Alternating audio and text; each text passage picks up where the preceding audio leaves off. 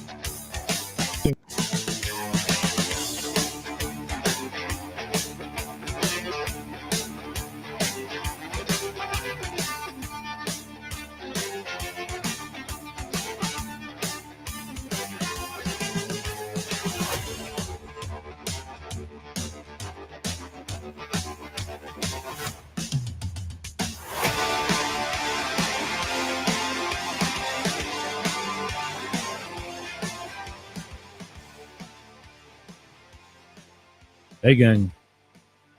Lots going on today, or not. Maybe for some former coworkers of mine, nothing's going on, or will be. Good morning. Season's greetings. 14, or no, not 1490 anymore. 99.1 WDJY and America One Radio. 1340 and 50 will be joining us in a few minutes. That's the Tan Talk Network, where I'm at here in Tampa.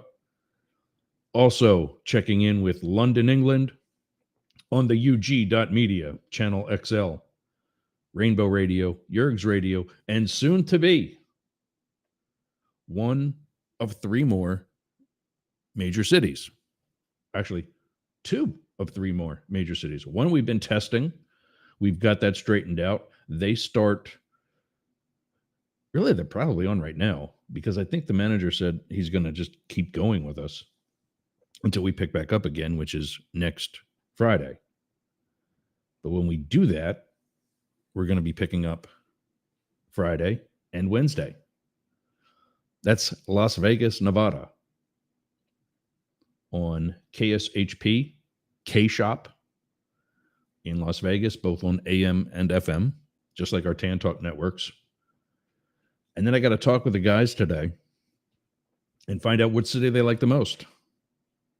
Boston, Chicago, or a larger station in Atlanta. That plus Wednesday, this past Wednesday, we had a deal. We were ready to keep the government from shutting down. And what happened? Somebody made a phone call. Somebody wasn't happy because it wasn't them preventing the government shutdown. And so all of a sudden, the GOP and their strong, spine-filled backs, not, backed out. And now they're blaming the Democrats for wanting to shut down the government, when really the Democrats want to go back to the deal that they already had. We've got our homeless conservative waiting to talk about just that. And one other thing. Apparently, Crazy Uncle Joe, a name I've known for 15 years, has only been crazy since 2020, but has definitely been crazy since 2020. As is, and I got to dig up this email because my point is going to be that he's not the only one. Another Democratic member of Congress. Got a little over a minute before we're joined by WTAN. Until then, let's bring out Blake. Blake Fisher from the Homeless Conservative. Good morning, there's Swirly Hair. Good morning. I've got a different colorful shirt every week. You've got a different haircut every week. Well, I'm trying to grow out the sides because I'm tired of having to get it faded every 2 or 3 weeks. And so, it takes a while to get this. My hair sticks straight out. So I have to really pull it down with some product. So I'm trying to get to a point where I can have a little. Oh, you get poofy too. Yeah. Without it being like, I don't know. I want it to be more manageable. I never know what I want. It's a problem. Ed from the board at WTAN said you've got Gates hair. Ooh, see, that's bad. I mean, I kind of get it right now. I took a shower not too long ago. I normally like to be a little messier than it is right now, but Speaking of WTAN, welcome Tampa. This is up the middle. And as we were saying in the intro, while you were getting some local news, today we celebrate Merry Shutdown.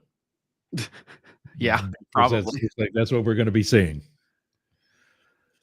So 1340 and 106.1 WTAN, 1350, 102.3 WDCF, 99.1 WDJY in Atlanta. And like I said, the UG.media, Channel XL in London, England, Rainbow Radio, Yerg's Radio. Just Google each of them. You'll find us. Get us all on the Mastiff Media Network by going to mastiff.media. That's actually .media is actually another like .com, .co, .net, .org. That's a we got lots of dots now. That's a what's that guy? Austin Powers. www.com, .org, .net. So yeah, .media is for folks like us that are in media. The UG, as in like the underground, it stands for something else, but I can never remember what it is. But London is known for the underground, is what they call their subway system. And the tube is the other one. And so I just remember the UG is in the underground, the UG.media. And they got 2 channels. We're on channel XL right now live. And then you can get the show on replay on Tuesday afternoons, local time in London. I think it's like 2:30. So until Matt gets here, if he gets here, I got a question for you. And we'll put this out to whoever's listening as well. Let us know in the chat. Pick a city. Do we get on a larger station in addition to whatever we're on right now in Atlanta? Do we move up to Boston, which I think is number 11 market in the country? Atlanta is number 17. Do we move? Let's see, that's those two. Or do we move to Chicago, number 3 market in the country? Practically, Atlanta is in Georgia, which is the most purple state out of those 3. Right. Therefore, up the middle makes maybe the most sense, but I don't know. I mean, that's just me looking at, Here are some hard truths about our Atlanta relationship. We are on a station in Atlanta. It is a very small station. In fact, its signal really doesn't reach Atlanta. We use it because it's an FM station, and that sounds sexy. FM's nice. And they do advertise themselves as being in the Atlanta market. Their antenna, their station, their everything is actually in Dallas, Georgia, up in the Northeast.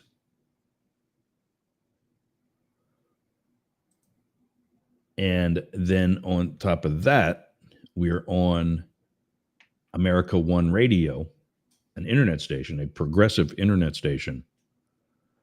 And this is the thing that, like, I don't mind being on a progressive station, but I would also like to be on a conservative one. Oh, look who's here. There are progressive stations? I didn't even know there were. Yeah, I didn't know that was a thing in radio either. I thought it was all on YouTube.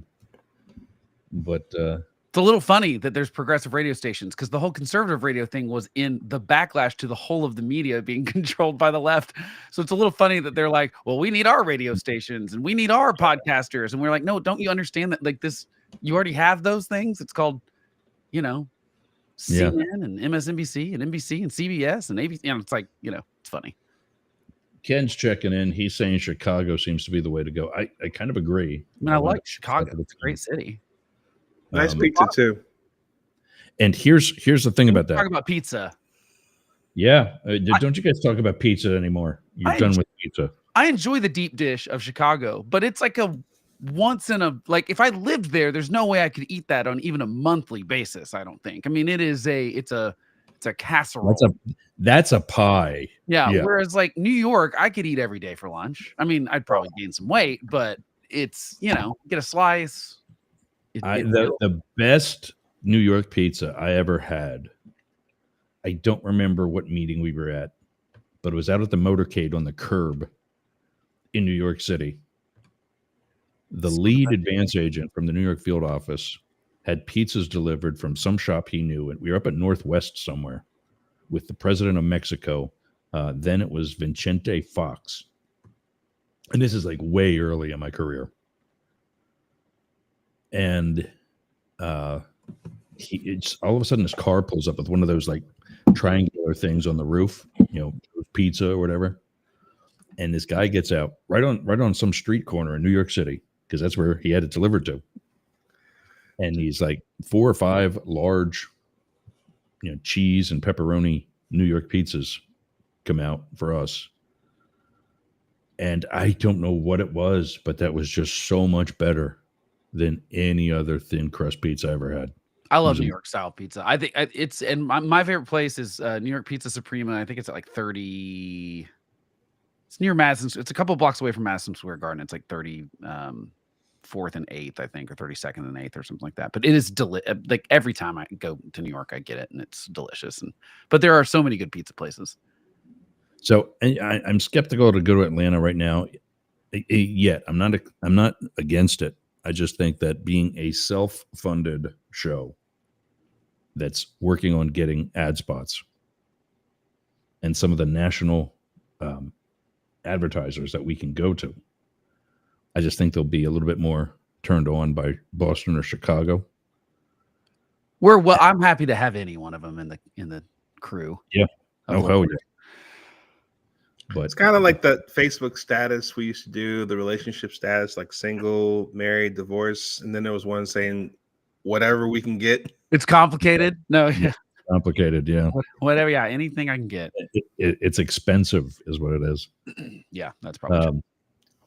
So Speaking yeah, of expensive, yeah, government shutdowns are somewhat kind of expensive.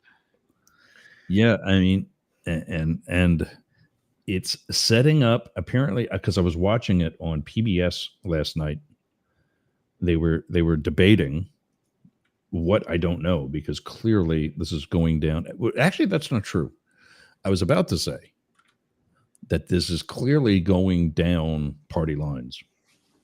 No, it's not. I mean, that's And actually he didn't. That's right. Yeah. well, yeah. but There were like 20 or 30 Republicans that voted against this new bill and said the measure that they voted on last night was to discontinue the debate and vote for the bill. Yeah. In favor of the bill, in favor of the continuing resolution. And every Democrat but 2 voted no. Mm-hmm. There was one that voted yes and one that voted present. Yeah. And then what are you looking at it right now, Blake? Well, so this is weird and it's not complicated. The basic problem, and this is, by the way, this has been the problem since, gosh, was it just last September that we went through all this stuff with Kevin McCarthy? Or was that 2 years ago? That was just last year, right? Yeah. Okay. Yeah. Just literally when McCarthy was replaced by Johnson. By Mike Johnson. But it took, okay. So here's, essentially what Congress has been doing over and over and over again. There's Matt. Over and over and over again. And I'm glad Matt's Common sense has entered the room. Yes. Yeah. I'm glad Matt's here because I can't wait. No, common sense was here 5 minutes ago. Try again. Can we get you anything? Yeah, we want to make sure you're comfortable. Can we get you anything? Like a watch? Hey, he's on his own time. No, the problem here is that the Congress is supposed to pass a budget by September when the fiscal year starts. And we haven't had a budget and we haven't had an actual budget on time. I don't know that it's happened in the last 20 years for sure. It hasn't been since Clinton. Well, you are talking about a balanced budget or one on time. It was the 9. No. I think we had one. It's been a continuing resolution since like early Bush. I think you're right on that. I'll look that up in the meantime. But you're right. But essentially, the problem is September. I don't know if you've known this. Comes just about a month or two before an election every other year. So if the year ends in an even number, people don't want to vote on a budget the month or two before they have to get reelected in Congress. And so they do this thing where they punt it down the road, and the natural place to punt it down the road is Christmas. And so then Republicans keep thinking that, it will behoove us to shut down the government, and it never does. And they just keep doing it over and over again. And they keep being the ones that get punished for shutting down the government. They think that this is going to change at some point, and yet it does not. They've been doing this since like 2010, and or actually longer than that. But that's really kind of when this crew ramped up, the sort of Tea Party crew that thinks that raising the debt ceiling means something that it doesn't, because they're counting on Americans being ignorant to how it works. And to be fair, it's very complicated and weird. But the truth is, it doesn't mean what they're claiming it means. It doesn't really mean what the media talks about. And it's sort of this nothing burger that there's a bunch of Republicans that have just put their foot down and said, I will never vote to raise the debt ceiling. And they're definitely not going to do it when the Democrat, you got a Democratic president. That's the other thing, is that, remember, Joe Biden's still the president right now, which is still shocking to me because no one's talking about that. And so this is just talk about it. Just stay on top. Well, I mean, I just meant that like every article I read is talking about Trump and Elon, but not about Biden, who's the actual president right now. It's just like we've already forgotten about him. Leaving. Yeah, it's called a lame duck. But he is the president right now. And he is the person that would sign this. And so, like, for some reason, and so we have these continuing resolutions where basically the budget for the fiscal year is getting normally passed 6 months into the fiscal year. It's asinine. Congress is not doing their jobs. It is one of those tricky things for me as a conservative that wants fiscal responsibility, though, because I do understand why some of these Republicans are saying, no, we've got to stop this spending. The problem is it's performative because they're not talking about the things we really need to talk about, which are Social Security, Medicare, DODs, things like this. Like Elon Musk it's a pipe dream to think that he can cut $2 trillion from the budget without touching Medicare, Social Security, veterans benefits, the military, any of those things. It's just not possible. And that's what's so frustrating about this. It's like you would have a point, Republicans that say, I'm not going to vote for this because it is an omnibus package. That's what happens every one of these continuing resolutions is someone goes, oh, well, we can just fit everything we want to inside of it, give someone a 1,500-page bill that they've got to vote on within 3 hours of that being given to them. And that is a ridiculous way to do the government. We shouldn't do that way. So it's one of those things where I go, I sympathize with the people that go, this is a stupid way to do it.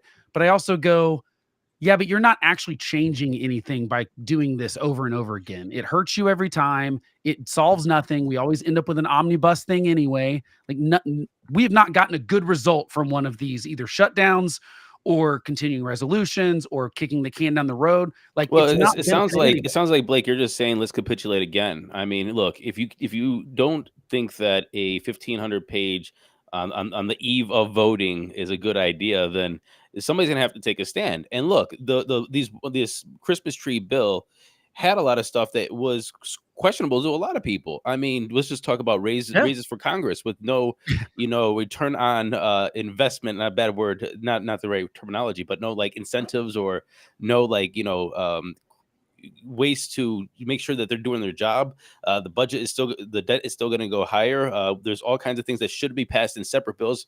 You know what? I think 2 months ago they should have passed the money for disaster areas and things like that. That should have been done months ago in a separate bill. And it shouldn't hurricanes. Right. And there's no way we need $100 billion for that right now either. You know what I mean? It's like that's. Well, I don't know what we need. I think that's just like hey, I don't know what we need. We don't know what they need. Right, but we should have that conversation. That shouldn't be in a Christmas tree bill the night of. And they do this all the time to try to guilt people into voting for these things that just could perpetuate the dysfunction of DC. And so, Blake, I will say that I would say, what is your solution then of going through this and saying that, hey, let's vote on it earlier is not a solution because nobody's going to vote on it earlier, as you just said. So what is your solution? You just can't say, oh, well, we have to capitulate and just do it again. Well, we shouldn't. I agree this. No, I don't think we should capitulate. I'm just saying that I understand the reasoning why people like Republicans specifically have said, we've got to fix this problem. But then the thing is, what always happens in that situation is the speaker just goes to make something that makes more Democrats happy so that he can get more Democrats on board to make up for the Republicans that go off. So my point is to just end up with more omnibus. To make up for the far right MAGA people. And I'm not even talking about Philip here. I'm talking about the asshats that are nothing more than crybabies. But see, I don't think that's necessarily the problem because this started before. Well, wait, who's the crybabies? I mean, wait, unless I'm mistaken, there was 38 or some people that are just like, hey, can we just stop raising the debt ceiling? Let's make this a little more simplified process, and let's reduce some of this costing and crazy Christmas tree spending. I don't know if that's being a crybaby. Is that who you're talking about? No, I'm talking about people like Elon Musk. Well, but he's not in Congress, so he's not in Congress. I mean, they have a choice, and so they got to vote. That's why we're having this conversation today. Yes, it is. But I do want to talk. I think blame the people in Congress that don't have a spine to stand up to a guy that's a citizen of this country. Yeah. And I do want to talk about Elon, but I think right now what I'm trying to make a point is that this started before Trump was even on the scene. And so this exact problem has happened over and over and over again for the last 50 years. No rally caps on. We like I said at the beginning of this segment, we had a resolution, or maybe it was during the intro a good 20 minutes ago, which means everybody forgot about it. We had a resolution. Right, but it was an omnibus. It wasn't until two people who represent 2% of the country cried about it. Well, really the problem was, it's a little more complicated than that. This really starts with the Chip Roys, Thomas Maskey. All we're going to do is kick the can down the road for 30 years. Yeah. And the problem is with those two people, because we kicked the can down the road till March, as of this past Wednesday. As of this past Wednesday night, the can doesn't have a dent in it anymore, and we got to kick it again. Well, we can't even kick it because like you have to pass a continuing resolution to kick it down the road. That's the problem. And Hey, so Yours, I'm feeling a little bit passively aggressive attacked right now because I have the smallest square. I know. I don't know if this is on purpose or what, but I just want to point this out that I feel slighted here. For those on so radio, small, it only we're shows also on half a video. peck for him. I know, only half a pack, going one titty's All out. right, let me work about this. there you go. He works For hard. For those on radio, we're also on video. You can find out where by going to mastiff.media. And these two are talking about, and he's sitting there flexing. They're talking about budget. Well, I got my screen back. Thank you. Philip's just sitting there giggling. I'm sitting here playing whack-a-mole, trying to put whoever is speaking at that time into the biggest rectangle on the screen so you at home can see that person better. It's not performance-based, Ross. This is all about equality here. Exactly. Well, that's what we've got now. We've each got our own square. Except for Blake. And speaking of squares and rectangles and horizontal and vertical, as of today, like that passive aggressive squares and tops and bottoms. As of today, we are now on TikTok. And I tested for maybe a month. Yeah, maybe that's why we're on it. I was thinking about that. Is that perhaps the reason why they waived their 1,000 follower requirement is because it ain't going to matter. They're trying to get more people on it to be upset when it goes away potentially. Yeah. Grand opening, grand closing. Matt, I don't know what the solution is other than you've got to have a Speaker of the House that I think makes Congress work the way it was supposed to, where it's like stuff builds up from committees. I think that we've got to change the structure. Get rid of the rule where two people can get rid of the. Well, but how else do you do it? I mean, like you need the votes, and if the Democrats aren't going to vote for it, then need get rid of. I think at this point it's such a poo-poo sandwich that if Speaker Johnson went to the Democrats, like he's clearly done or tried to do, well, he did. Yeah, that's what the Wednesday one was, and said, "Hey, can you help me get rid of this rule? It's wasting all of our time." What rule though are you talking about? The one where Marjorie Taylor Greene can just present, I don't like this guy anymore because he's not fighting. That's already they already changed that. In the speaker. But that's different. That's not the problem. The problem is that if I'm saying if we get a majority by, I don't know, maybe reaching across the aisle, we can't have this small group of crybabies like Matt Gaetz, who's not there anymore, thank God, and Marjorie Taylor Greene and Bobo. Reaching for you, Matt. Yeah, but I mean, you're reaching for me. I'm reaching for you, dude. I'm reaching for you too. I'm trying to hear that question. I'm trying to hear that question.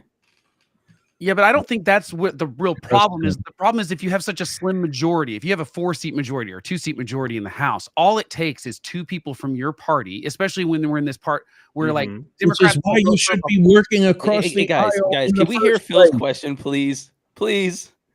What's the problem? Phil's question. He has a question. He has a question. Oh, We've been talking over for the last 5 minutes. We're in class here. There we go. Philip, what would you like to contribute to class today? Thank you, Professor. So here's my question, right? Is there any way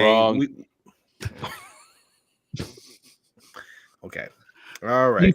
That was Matt. He tried to give you the floor and then he interrupted. Man. How do you help me and then take it back? I'm sorry, man. It was just there. It was the one MAGA guy, the one black guy, the one Ivy League educated. Do you feel ganged up on right now? Not in a good way. Yeah, I know. Wait a minute. Okay. All right. We got to get to the question for this. Okay, back to my question. See, this is what happens when you let me ask my question. Is Philip coming over to my team? What do you mean, not in a good way? This is why.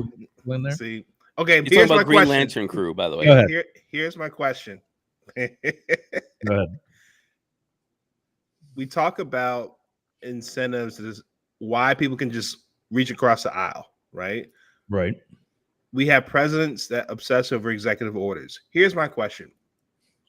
I've heard this whole debt ceiling thing, can't pass it, kick the can down years and years and years, right? It's nothing new. It's almost like, yeah, it's going to happen every year. Is there a way that a president, whether lame duck or not, can put an executive order that basically puts some sort of carrot or stick to Congress to say, listen, if you don't take care of this budget by X date, this is what's going to happen. And if you do it by this date, this is what will happen as well. No, because Congress has the power of the purse. I mean, they have the exclusive constitutional right to create a budget. Well, wait. I don't know if well, yes, they do, but does that mean that the executive does not have the ability to say extend existing budgets to or try to stop funding for different things or not approve different funding for different things to have incentives? They have no control over it. I mean, the only thing they have control over. Of course they do. That's why they sign it. Of course they have the control. Well, yeah, they have veto and signature control, but they can't, if Congress doesn't give them something to sign or veto, they can't do anything to change. Like they can't do anything to prevent the shutdown. They can't do all they can do. The only purse they can control a little bit is the stuff that Congress says, here's a budget for something that's within the executive branch and they have control over that money. But again, that's Congress saying, here's a thing that, for example, with the FDA, they might say, here's your budget. Here's the stuff you have to do, the FDA, and here's the stuff that you can. Yeah, but that doesn't, no, because I was what was called critical personnel. It didn't matter if we had a shutdown or not. I had to go to work. Right. And that's why they say that it's non-essential that would get shut down in the city. Like on Saturday, tonight at 12:01 a.m. Saturday morning, if they don't pass something today, non-essential government functions will shut down. That is not Secret Service. That's not the FBI. There's not all sorts of things. But it's not very much. Is it the people that are working from home? Yeah, but hold on a second. Stop. We continue working, but we don't get paid for it during a shutdown. So wouldn't this bode well for Doge then? Well, that's exactly why. People would keep working, they just don't get paid. It's like, okay, well, Well, they get paid eventually. They don't not. Yeah, and I'll tell you what happens once the budget comes. What happens with, let's say we're in pay period whatever. Mm-hmm. We're in pay period X, and they finally figure it out. And 2 pay periods later, we're back to normal consideration. So now we're in pay period X plus 2. Yeah. We have our regular 40 hours for pay period X plus 2. And now they just threw in 40 hours from pay period X plus, because they're minimizing the number of people they're trying to use, overtime from pay period X for all those people who never got paid for period X. Oh, so you pay on top of that. I'm getting 80 plus hours in one pay period. Yeah. Taxed accordingly. Not as though it's 40 and 40 of regular hours. That's BS. Which is also, to Matt's point, to have a raise for Congress in the process of this makes it even crazier, right? I mean, it just makes people mad at them, right? That's you're our resident researcher. Who is the one that put that in now? We're not going to know. I mean, that's the problem. After the past 2 years of, speaking of, what does this guy do? Somebody get. I mean, it's speaking of poo-poo sandwich. Yeah. After the past 2 years of literally nothing getting done, and that's why people don't like Congress. I mean, I think it's pretty. You can't vote to be like, oh, we're exempt from Obamacare, and we're going to get a pay raise, and we it's like all these carve outs for them. And meanwhile, by the way, we're going to do this in a last minute thing where you have to vote or the government's going to get shut down. Like I said, this takes a top-down approach. Like the Speaker of the House and the President are going to have to be on the same page at some point for any of this stuff to change. Until you have a President and a Speaker of the House that are on the page of like, we're going to make Congress function the way it's supposed to again, it will not happen.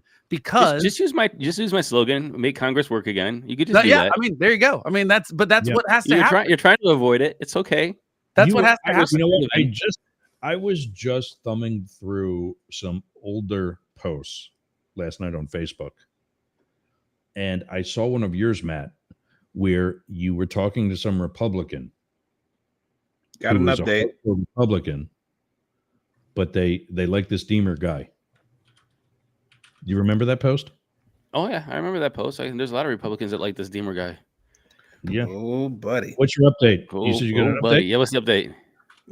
So I got a Update. notification that says House Republican negotiators have tentatively reached an agreement on averting a government shutdown at the end of Friday.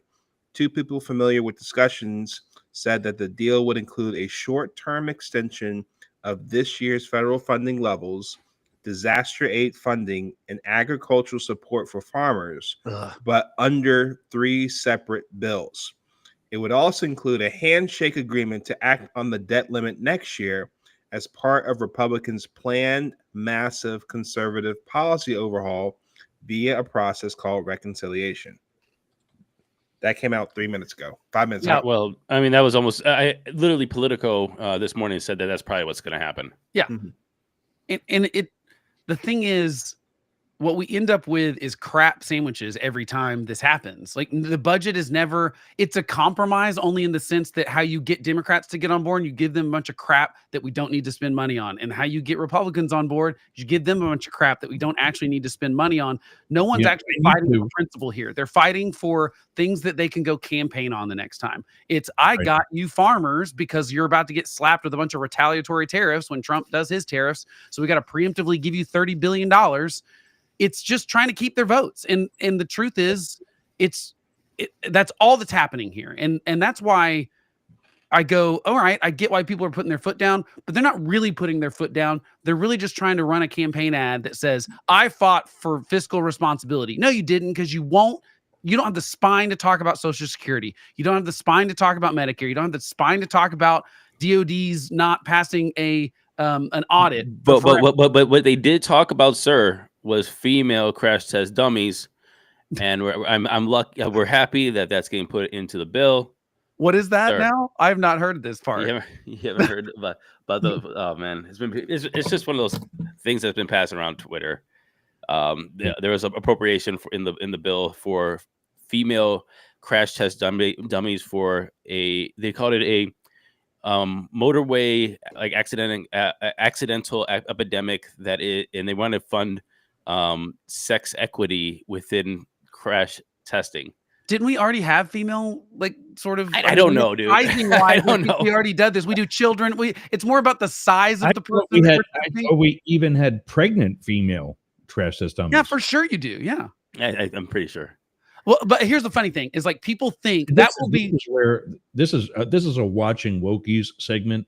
This is where I get frustrated with the left. Like, it's a crash test dummy, for God's sake.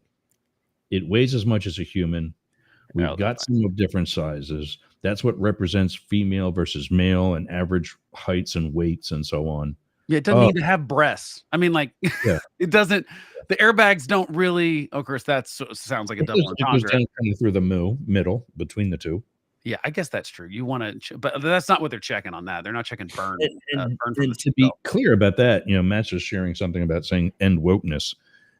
There's plenty of woke things that are blamed on woke that I'm all for. Equality, science, or two of them. But I mean, sometimes I don't think that's woke. No, that's not woke. That's not woke. Exactly. Woke. I don't think that's woke. No, that's not woke. Woke is the third grade spelling when bee you're going to test. sit there and pray away COVID and ignore the fact that God gave you a brain and test tubes and a laboratory. Right, but that's not. I mean, to me, they're not the same thing. I agree. That's not wokeism. Wokeism is the third grade spelling bee spelling woman, accepting WMYN as the spelling for women. That's dumb. Okay, yeah, That's woke. That's stupid. That's trying to change language and trying to change spelling because some people are upset that there's the word man inside of woman. That's the stupid stuff. But like, no, this is not stupid. But what bothers me is that everyone will pick these stupid, tiny little pork spinning things like female crash test dummies, and that will be what they run on a campaign commercial instead of talking about how you can't possibly cut $2 trillion from the budget by cutting that stuff. You can't do it. And so when people talk about fiscal responsibility, they're empty vessels. They are lying to you about what they're really trying to cut. They can't do it. I think that we just all don't know, because look, it was just at the end of the day, and I think that we just have to be honest with this, and this is why Doge exists. The Pentagon failed its audits for what, the past 7 times, or have never passed an audit. I mean, they just lose trillions of dollars all the time. Yeah. We see that Boeing is on September 10th, 2001. Rumsfeld announces that they can't find something like $2.3 trillion. Yeah, I remember that. And then this got Boeing turned into a bigger overcharging conspiracy for than it parts, really like for was. airplanes, so it's like what, a $600 soap dispenser. Like these are the things that I think. And look, I looked at the budget of the Pentagon. Just the Pentagon spends $1 billion in printing. Didn't we play that clip? Or is that Philip? Was that you and me? Why are you talking about the Rumsfeld thing? Independence Day? You don't think they really spent $300 on a hammer? $600. Oh yeah, no, we did that 2 weeks ago here. Yeah, we did that. Yeah, and there probably is some of that goes on in the Pentagon. They knew then. 100%. They did nothing. But yeah, this is one of those things where, like, I think people want the government to function well. I think that's why we keep kicking back and forth between Democrats and Republicans every 2 to 4 years, is because people go, nope, you didn't do it right. You're done. Let's go back to the other party. Let's see if they can they can figure out what we're trying to say. And I think people want the government to function well. I think they know they spend too much money. I think the problem is they're not invested enough in knowing enough about how the government is spending too much money to not know. Well, and that's where DOGE comes in my opinion. And like I said, I want to just go back to what you said. We can't cut $2 trillion without cutting Social Security. I don't know if that's true, because we don't know how everything's being spent. We don't know the fraud, the laundering, the overpaying, the buddy, palm greasing. We just don't know. And so unless that audit is done in a complete way, I don't think that we even know what we're getting for our money. Are we paying $5 a roll of toilet paper, or is it actually 30 cents from Costco? We just don't know. Well, we know some stuff. You're right. We don't know. Like, there's some of that stuff that is when it's not. Well, we can talk about it after the break. But I got it ahead of the commercial break, Blake. Yeah. Hang right there, because the other thing we didn't hit yet in tracking Trump is really his role in this and why we're having this conversation in the first place. This is very interesting. What's that? The tracking Trump part? Oh, yeah, the Trump's role in all this. Oh, no, I'm very undermined by a lot of people in his. I'm very excited to talk about this. I think it's fascinating. Okay. Stay tuned. 99.1 WDJY, America One Radio, WTAN, WDCF, and the rest of the Mastiff Media Network. We'll be back after this. Why don't I ever have the video that plays commercials up ready? Ugh. You need a producer. I've been saying it. All right. See you soon. And I'm Yergs from Up the Middle. I've finally begun to reach out to my own listeners with Constant Contact. Use both my link and promo code CyberWeek24 and get 40% off your first 3 months. 40%. But more importantly, you'll have all the same benefits and tools that I do. All the same templates and all of the same success. So get my Constant Contact link, where you get all of my links, by going to yergs.com. You still have time to reach out to your contacts in time for the holidays. Go to yergs.com, click on my Constant Contact link, and use promo code CyberWeek24 for 40% off. Remember, you need both my link and the promo code CyberWeek24. Yergs and Constant Contact. We deliver success. Yeah, speaking of all of that. Oh, why is that? Maybe because this is rolling. There we go. Yergs.com is getting some updates right now, and it's down. So if you want my affiliates, go to Facebook, and you see my name right there at the bottom of the screen, Ross, and then in quotes, Yerger. That's my page. That's where all the affiliates are. That's another location where all the affiliates are. So in addition to that, remember, we're also on, we're at Discord, and you can get this one by going to Mastiff Media, which is actually still up.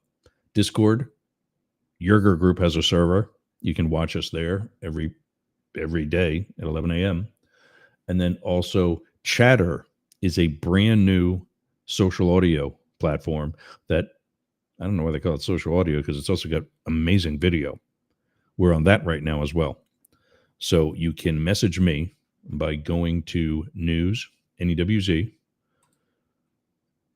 at yergs.com, and I will send you an invite to join the current beta that's going on, which is real. I've had a lot of input into things that are now being used in the platform, and including the desktop version from which we broadcast today's show today and every day. All right. So we were talking before the break about the shutdown, a Mary shutdown, and also why we're having it in the first place. And that's the tracking Trump part, is the fact that we've got a president-elect who's not even in office yet, who's got, I think, got strings being pulled by some South African guy who's not in office at all. And they ultimately represent their millionaire and billionaire friends. And like Blake said at the beginning of the show today, Joe Biden is still the president. Shockingly. We'll talk about that in the next hour. But in the rest of this one and into the next one,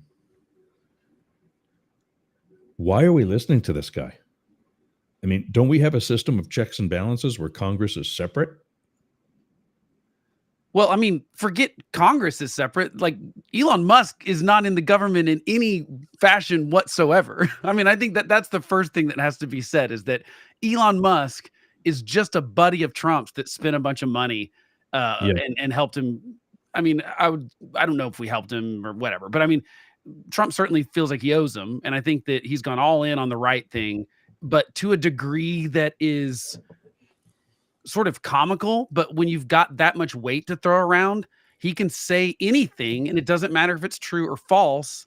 There are just millions of people that, like, essentially he tweeted, or what do we call it? X'd. This is the dumbest name change. Tweeted. No, he tweeted. Yeah. He tweeted. Anytime I've accidentally called that platform X, I immediately corrected myself and said it's Twitter. Twitter/X. I mean, it's Matt, like, did you X today? Win. And so, he basically tweets out, hey, this should not stand, and then starts lying about all sorts of stuff that's in there that's not. I mean, like, it's bad enough. Like, you don't have, that's the thing about an omnibus package. It's bad enough. You don't have to lie about what's in there. Like, you can just tell the truth. And it gets a bunch of people to sick Twitter users, his followers, on Congress.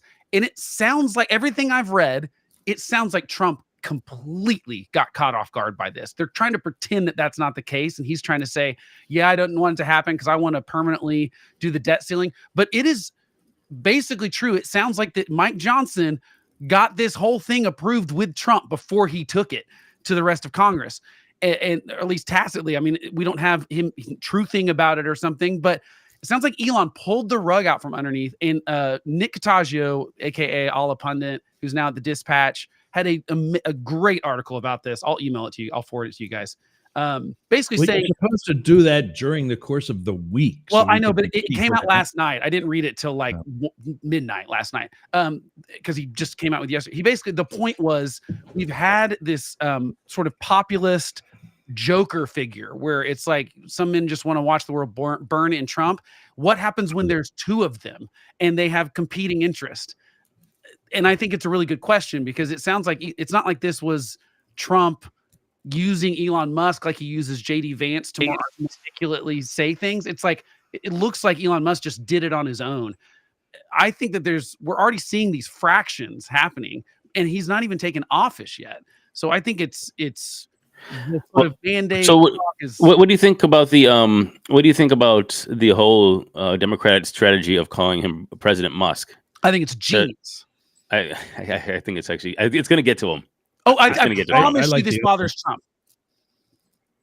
I like the other one better, and that's they call him First Lady. I like and calling Trump his chief of staff. I mean, like, I think that here's the thing: the way to get under Trump's skin is to insult him, because he give him a taste of his own medicine. Well, and he's also just he's fragile. He's insecure. He's a little fragile.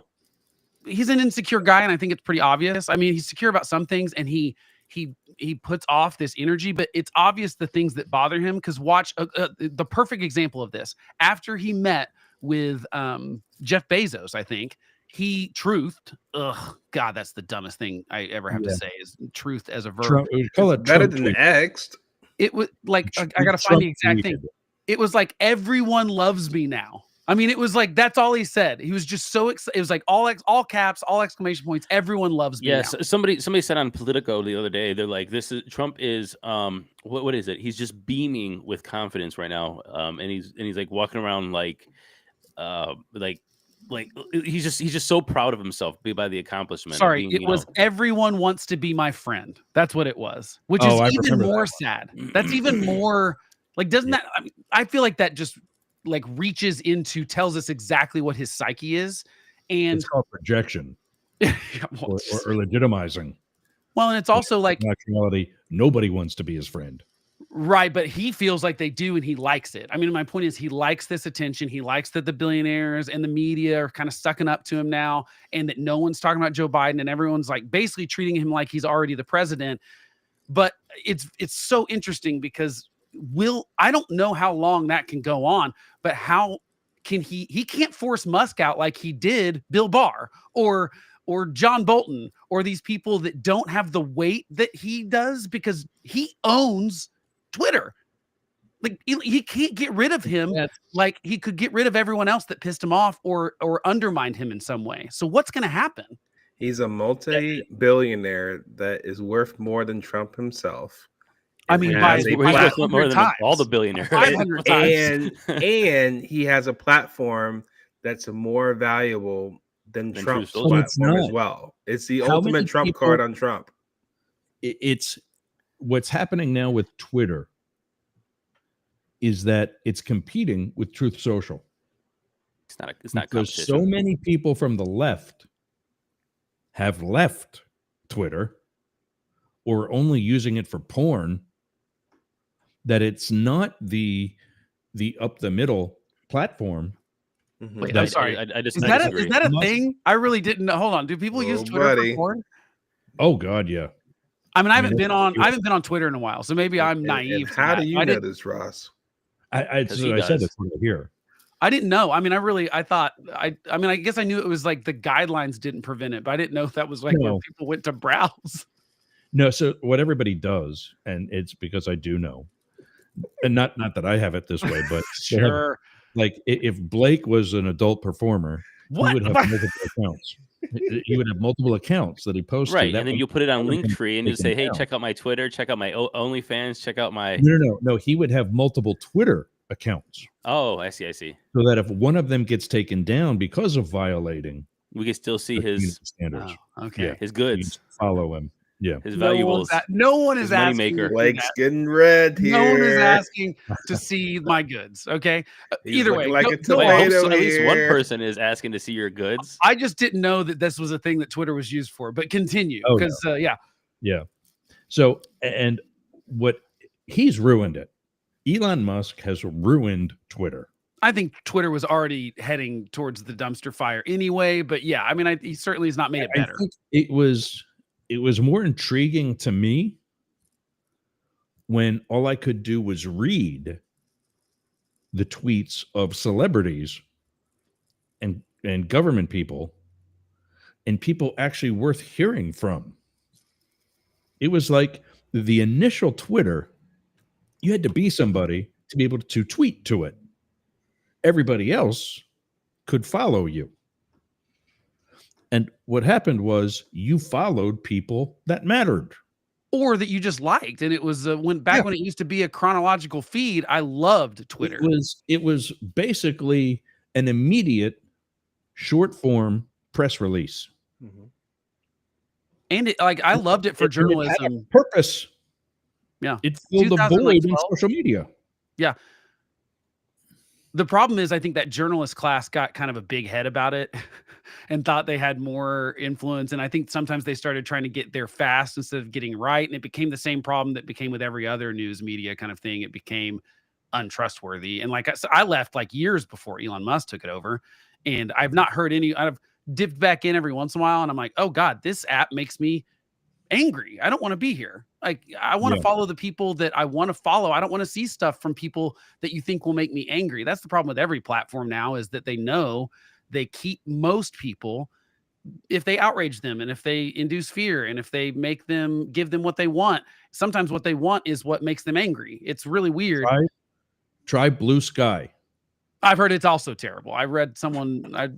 I'm not jumping on that train yet either. Because someone basically had a great article. I'll try to find it and send it to you for the show notes. But it was like, the problem is not Twitter. The problem is people on the internet do this. This is like she's on the left and she's getting death threats on Blue Sky. She was like, it's not any different. It's no different. Yeah. So Mike Tyson said it. Social media gave you the strength that should have got you punched in the mouth. Maybe more people do need to get punched in the mouth, and that would help. I think sometimes there need to be more real world consequences to people's. And I'm paraphrasing that, but you get the point. You know, it's not. I don't know. I don't have it in front of me. But Philip's right. Like, how could Donald Trump possibly shove Elon Musk aside? Like, he can't. I can't think of how he could do it. I just don't think it's possible. I think Elon has his own sort of weird cult following like Trump does. And I think that the like what I've said all along, and the reason I thought he wouldn't pick someone like JD Vance for vice president is because I think he's always scared to death of having someone that would potentially upstage him. And that's why he picks that's why Doug Burnham was in the running for VP. And that's why Mike Pence was the vice president in the first term. I'm like, he always picks people that can't possibly outshine him and take the spotlight away from him. And he sort of accidentally got into this relationship with Elon Musk where I don't know about that, Blake, because look, we knew when he was coming into pick the VP again that we thought they didn't want people to outshine him, but there's a lot of people that are going to outshine him at this point. We have Vivek, we have Elon, we have Tulsi, we have Hegseth. I mean, they're all very big personalities.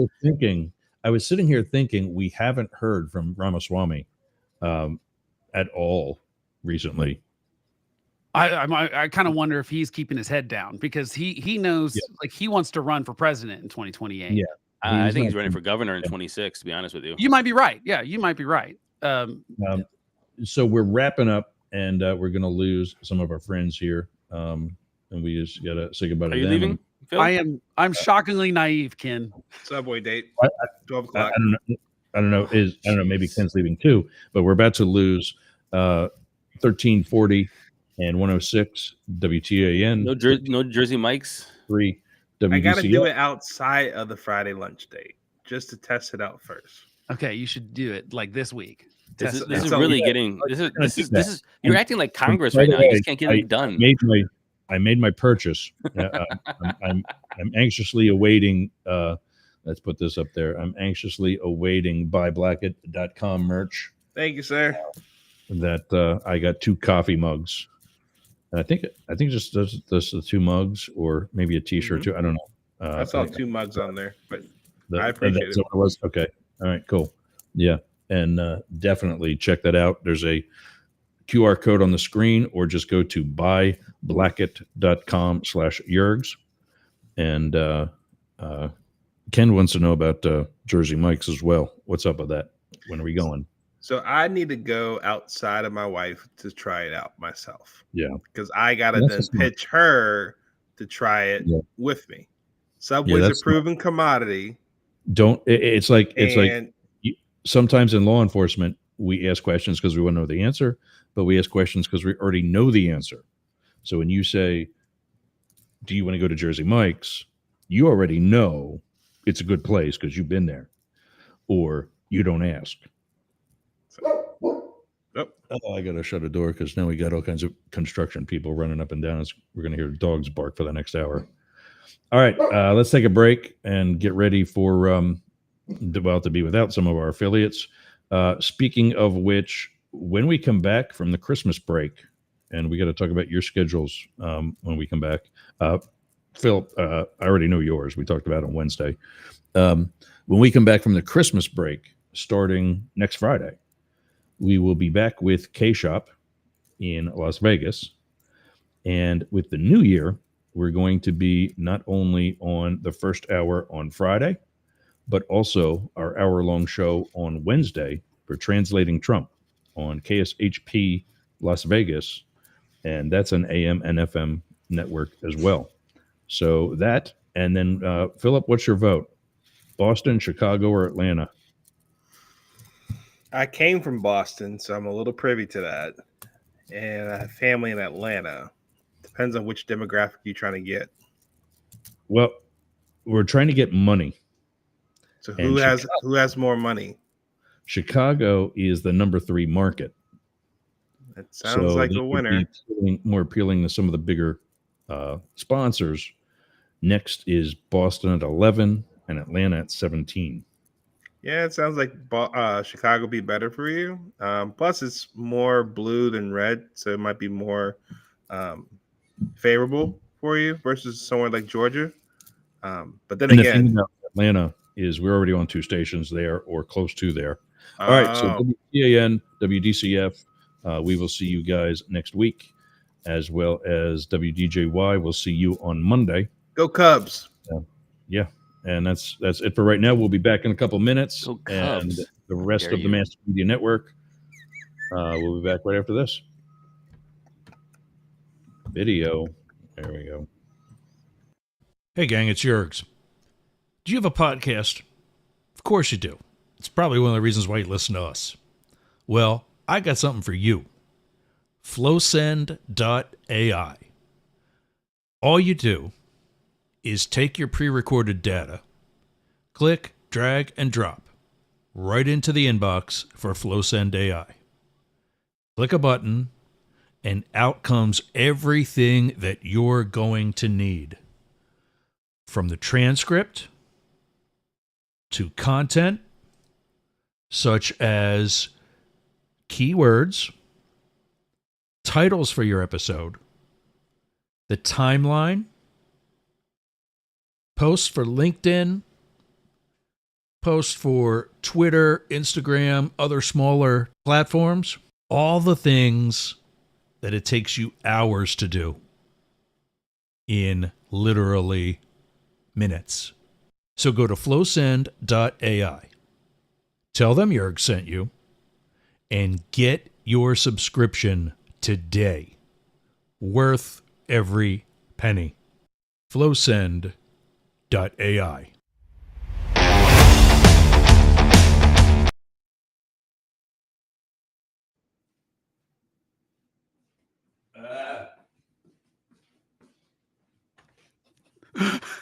Trying to get the coffee, didn't quite make it. It's always amazing when you sit back down into a chair and you've got abs painted on your tight t-shirt and your gut sticks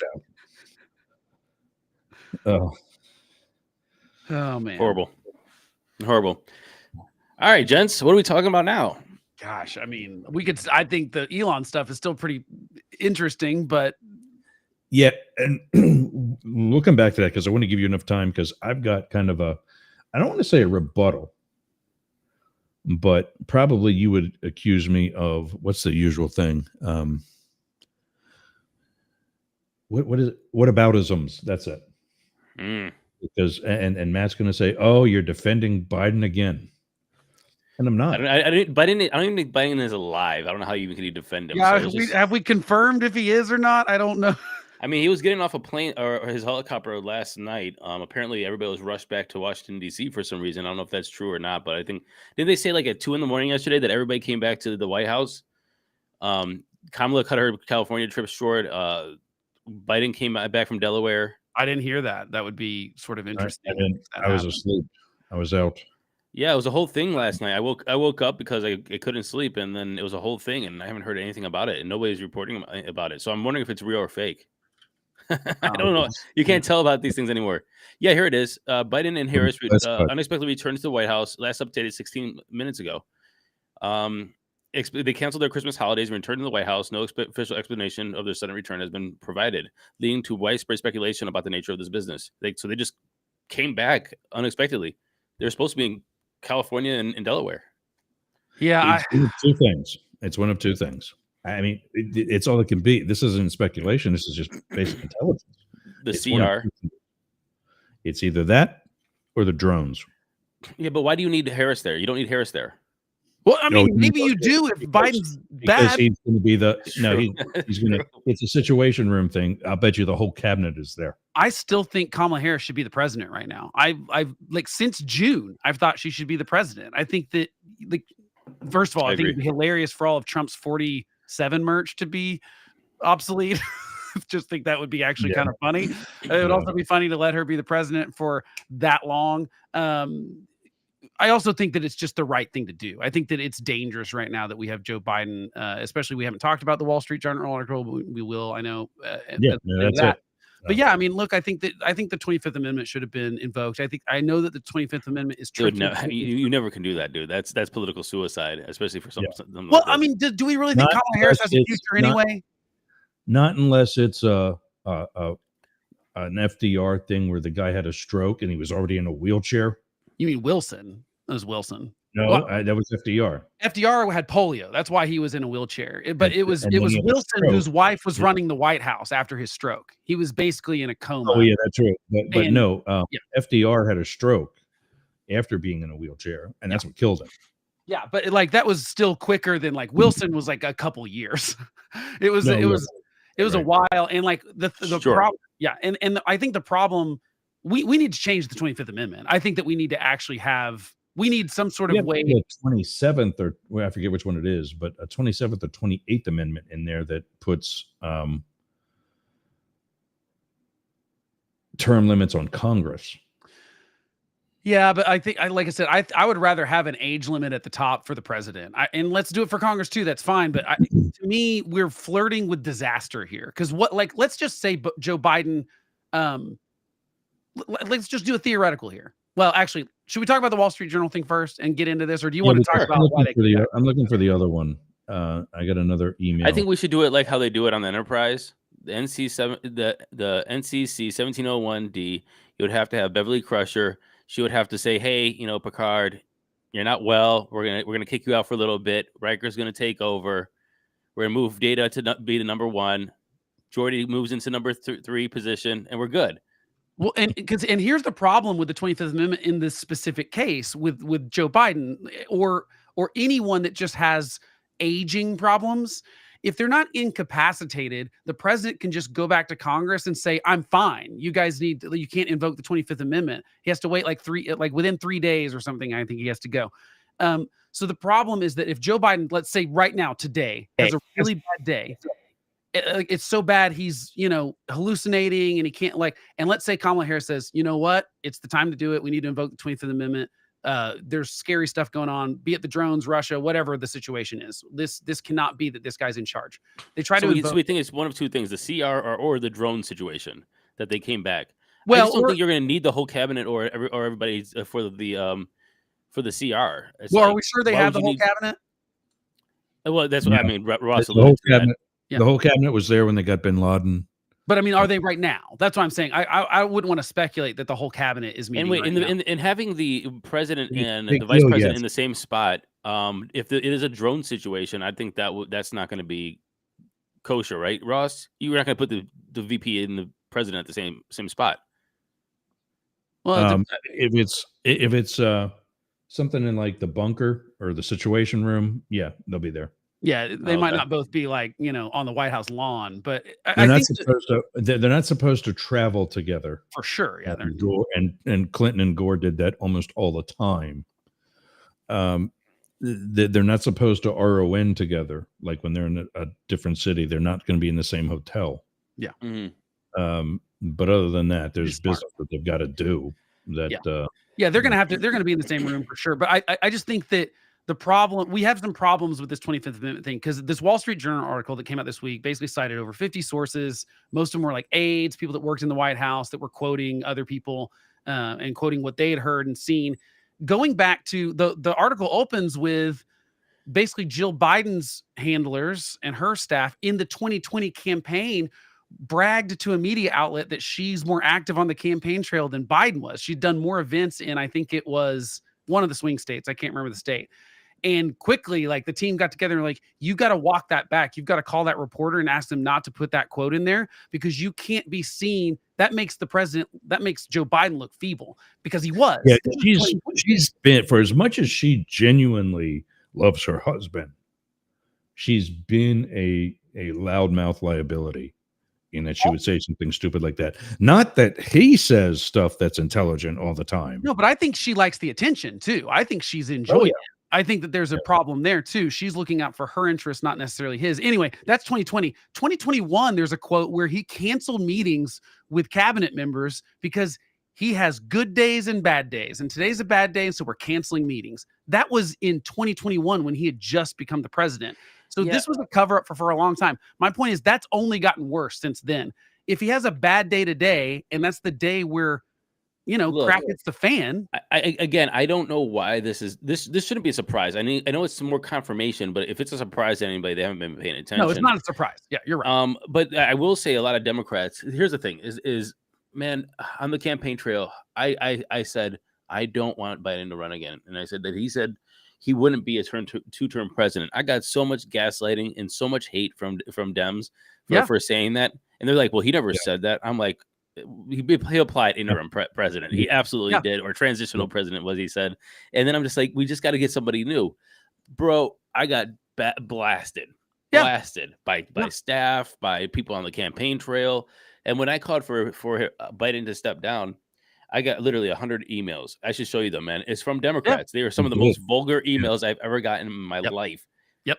Yeah. It was just all gaslighting. And I just don't understand, like, how can you not see that this is this guy's not doing well. Well, and then the media is you need to take this article that Matt's got, post it, tag all those people that mother effed you publicly or otherwise, and say, now what? Well, man, actually, that would be interesting. I bet you there's a lot of cope coming back. Oh yeah, I'm sure there is. But like, because the interesting thing is there's a turncoat right after everybody mother effed you, and then right when Kamala came in and she started raising money, everybody's like, oh, you know what, we were wrong, and now they're on the Kamala train, and then you're just like, wait a second, wait. Now we have different issues. She wasn't even there's no primary. She wasn't even elected. Wait, can we just walk it back and pump the brakes and talk about what democracy looks like and who we want being the head of our country? Well, and I think the big problem here is that it's really, really dangerous what we're doing. So the media is supposed to be the one that keeps government in check and, speaks truth to power and democracy dies in the darkest, all this crap. And then for them to basically, there were National Review, Jeffrey Blahar had an article where he was like, look, there were 3 times that the press did talk about Biden's age. It was when he was in the primary and they didn't prefer him as the person. The New York Times said some stuff about his age. Once he became the primary winner, or it looked like that was going to be that way, everyone shut up about it. Then they did it again in 2022 when they thought, maybe we could convince him to not run again. Once he decides to run again, radio silence again. All the way up till June. Then the debate happens. Then everyone decides we got to pile on. We got to get this guy out. Then he gets out and Kamala Harris is in. We don't hear another word about it. Can he do this job?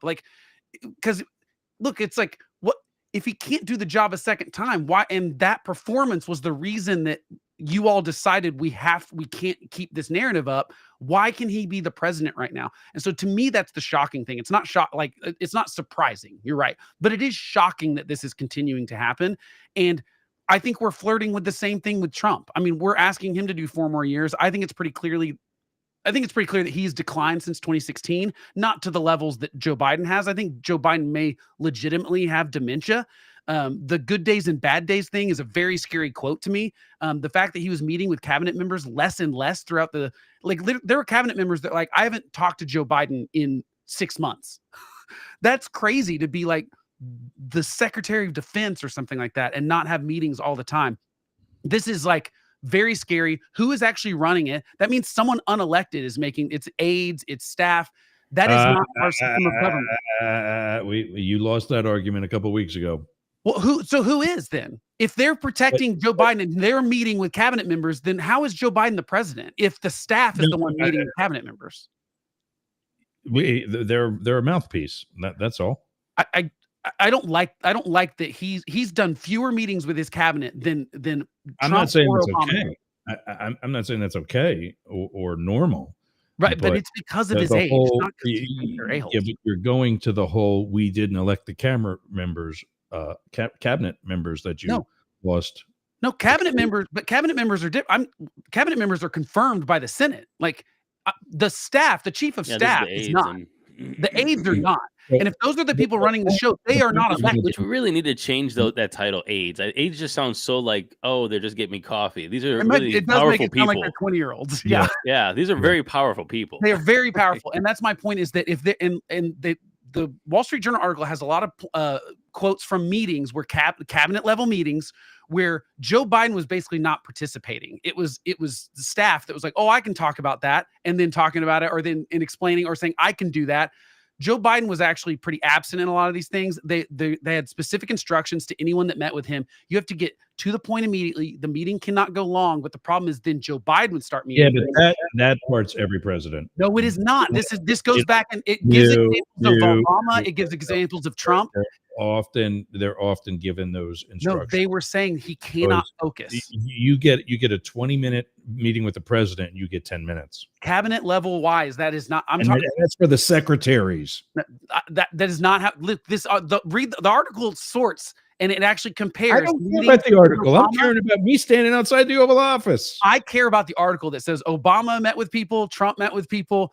Joe Biden is not meeting with them, and he does not. Democratic lawmakers are on quoted in the thing saying you read one article and you think you've got video footage from inside the White House. If you've got that many sources and you've got Democratic senators saying I don't care what you say, Jurgs. You were not in this White House. You're not in the White House right now. I know you have been in the past, but Joe Biden is a different story. It is not the same as Obama. It's not the same as Trump. Okay. You're not there either. And you're not in that White House. You're not. I'm going to trust the 50 people. Have you ever sat literally this far away? And for those of you on any form of audio only, my hand is about 10 inches from my other hand. From a guy by the name of Joe Biden. Raise your hand if that was you. But anybody. How long ago was it? Anybody. How long ago? It was when he was former vice president. And I was the airport agent at Reagan Airport, and he was flying commercial because he no longer had Air Force Two. But what year is this? 2015? 2017. 2017. Okay. My grandpa had Alzheimer's, and he was diagnosed. What I'm telling you is that the schedule of any president, with the exception of Trump, who doesn't get to the Oval Office any morning until 11:30 in the morning anyway, you get 20 or 30 minutes on the schedule, you might get 10 or 15 to his face. Did Barack Obama or why do we care about how long you get in face to face? I don't care. This doesn't matter. I don't give a. I don't care. Not scheduling meetings in the morning. It does matter because Blake made. Stop. Blake made a very misleading statement when he said that the staff tells him to tell secretaries and other people in the meeting with him to get right to the point. Every chief of staff says that. Every assistant says that. Every secretary right outside the door of the Oval Office says that, because that they're being nice to you, saying, "Hey, unless you want to get just concede it. This is not important. This is not important on how meetings work. And what I'm saying is that, the article quotes people saying he would not take meetings in the morning because he's not coherent in the morning. That's a problem. We need our president to be able to function in the morning if crap goes down in the morning.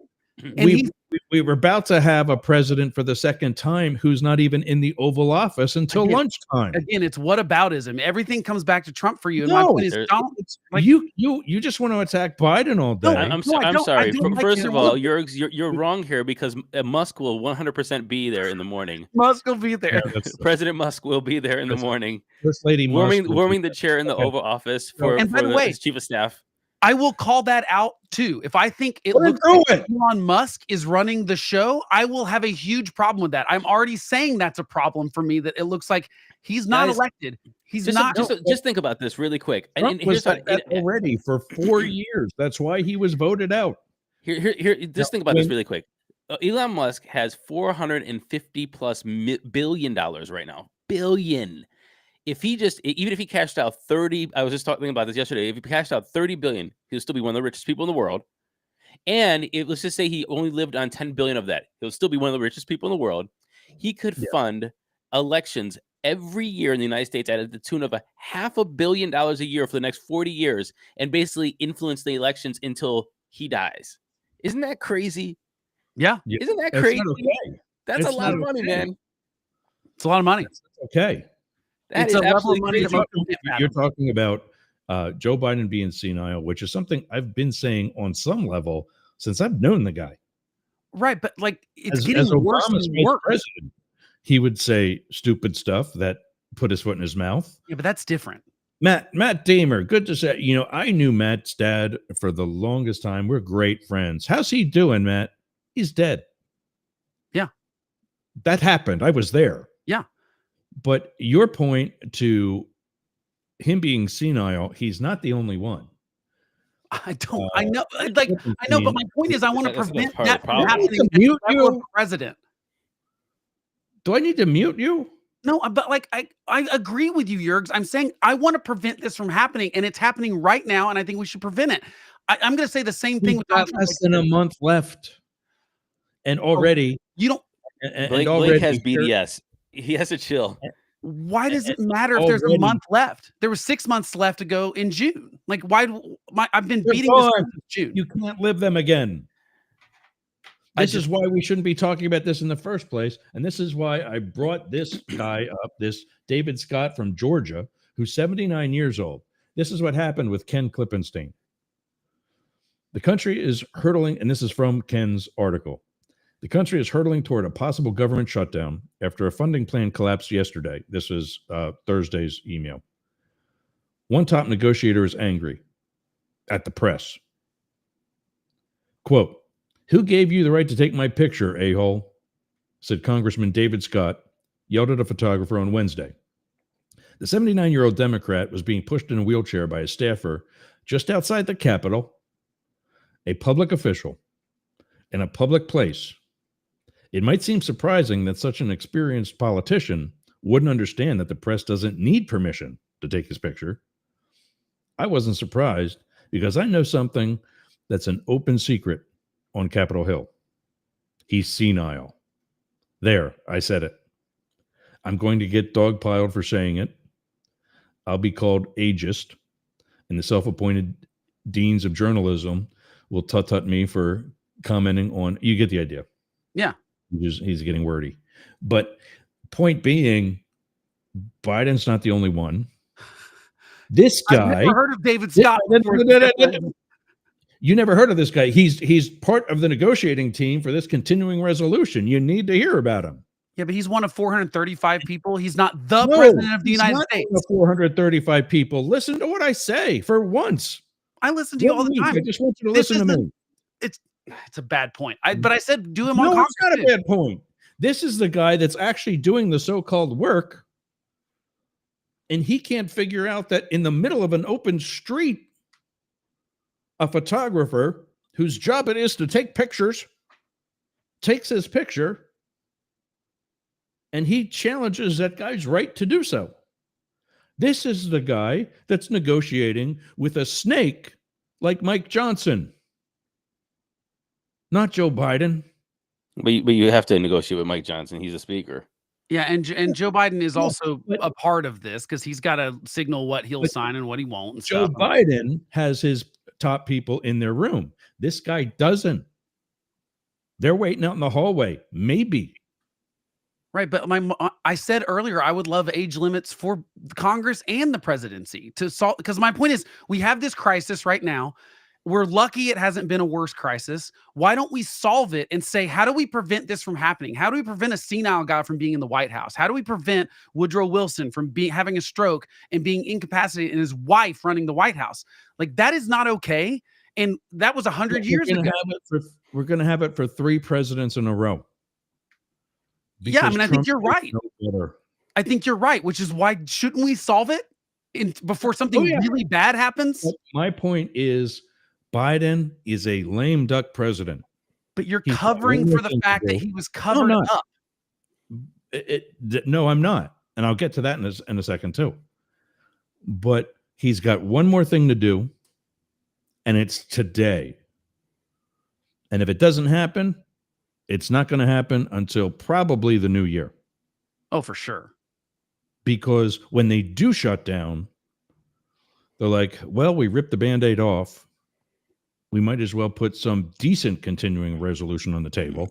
When Republicans will have a smaller majority, by the way. Yeah. Yeah, but here's my point. Are you defending the staff covering Trump? Biden is still going to have less to do, a lot less to do, unless he wants to pardon more people, which he's being urged to do. And I disagree with Brian Tyler Cohen. I think it would be a great idea to pardon Trump, because Trump would either have to admit that he did something or not admit that he did something and live with that anyway. Like having 47 on all his merch and he turns out to be 48. Right, but that wouldn't... Nothing he can control. And we already discussed how he loves attention and loves control. I think that would be the right thing for the country to heal, just like Ford pardoning Nixon. And it would also be a good FU to Trump. Yeah. Other than that, Joe Biden's got nothing to do except sit on the beach. And you're not going to do that in Rehoboth Beach in January. I know, but my problem is not today, Joe Biden. My problem is, are you okay with the staff and the media covering this up for 4 years? That Joe Biden could not work in the morning. It's done. We might as well pardon them too. But you're making an excuse for that. I'm not okay with that. I think that they have done the whole country a disservice, and I think it could have been, we could have had disastrous consequences. Then prove that you're actually the homeless conservative and hold Trump's feet to that fire. I do. I've said that Trump has lost his step in 2016, right? And if I think if it looks like Trump's not in charge, then I will say the exact same thing. He's not the president. He's not elected. Okay, well, let's talk about that. Let's go back to talking about that, because like you said, Trump sat with Johnson and negotiated the deal that was ready on Wednesday. Yeah. Until Mrs. Musk got a hold of it. Yeah. Let's talk about that then. I said that earlier. I said Musk pulled the rug out from Trump, and that's a problem politically, but it's not because they were covering for his senility. There is a difference there. I don't like it. No, it's bad. I'm going to call it out. It is not the same thing. It's fascism. It's I mean, well, who else did the people have any say in that? I don't think that's what it is. Did the 80,000 government workers that aren't going to be paid on Christmas have any say in that? I want to be totally clear. Elon Musk has an absolute right to go on his platform and say what he says, even if he's lying, and encourage people. No, not if he's lying. No, not if he's lying. Yes, he does. You have a right to lie. If he's going to be in the government, he needs to learn this. He's not in the government, Yergs. He's not. Yes, he is. He's not. As this Doge thing, it's going to be not official. It's like a consulting job. It's not. He's not getting paid. It's not official. It is. There's nothing. When you're a government consultant, when you're a government contractor, you have a top secret security clearance or whatever level you're needed for. He has the you are same part of the government. He has the same free speech rights as everyone. There's nothing that changes about that. But you can't lie about it. Yes, you can. Ask George Stephanopoulos.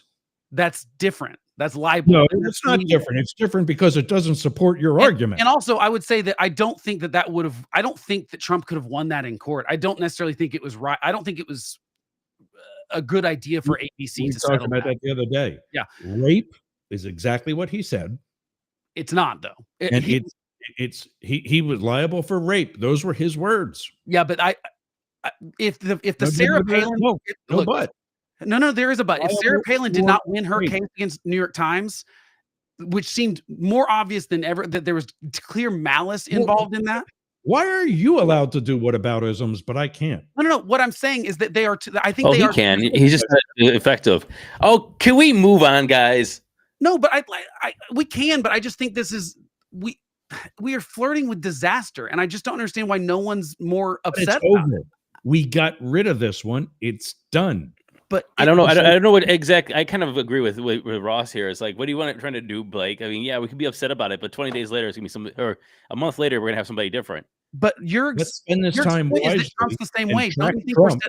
don't you think we're setting ourselves up for the exact same thing in Trump's administration? Like Not 4 if years we from now? start watching Trump now, Yeah. and if we start talking about Elon Musk, who apparently wasn't a part of this deal until he found out about it. Right, but like the media is reporting the on Elon dangerous Musk part. pulling the rug out from underneath them, and they We didn't just- report we on just- covering for Biden. We So just there is a heard Matt say.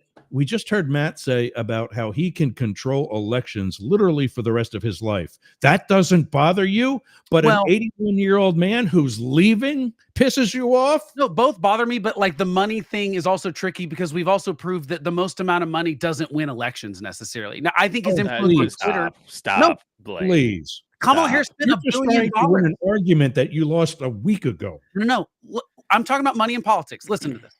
Kamala Harris spent way You more were money than talking Donald. about senile 30 seconds ago. You brought up the campaign. You brought out the money thing. I'm answering the money question that you just asked me. I brought up the bigger threat to democracy, is what I brought up. Yeah, I mean that's you can have that opinion. That's fine. I mean, if you think that's the bigger No, threat, that's that's fine. a fact. I think I both. brought up the bigger threat to democracy. Joe Biden is leaving. Joe Biden is leaving with not the approval rating that I think he deserves.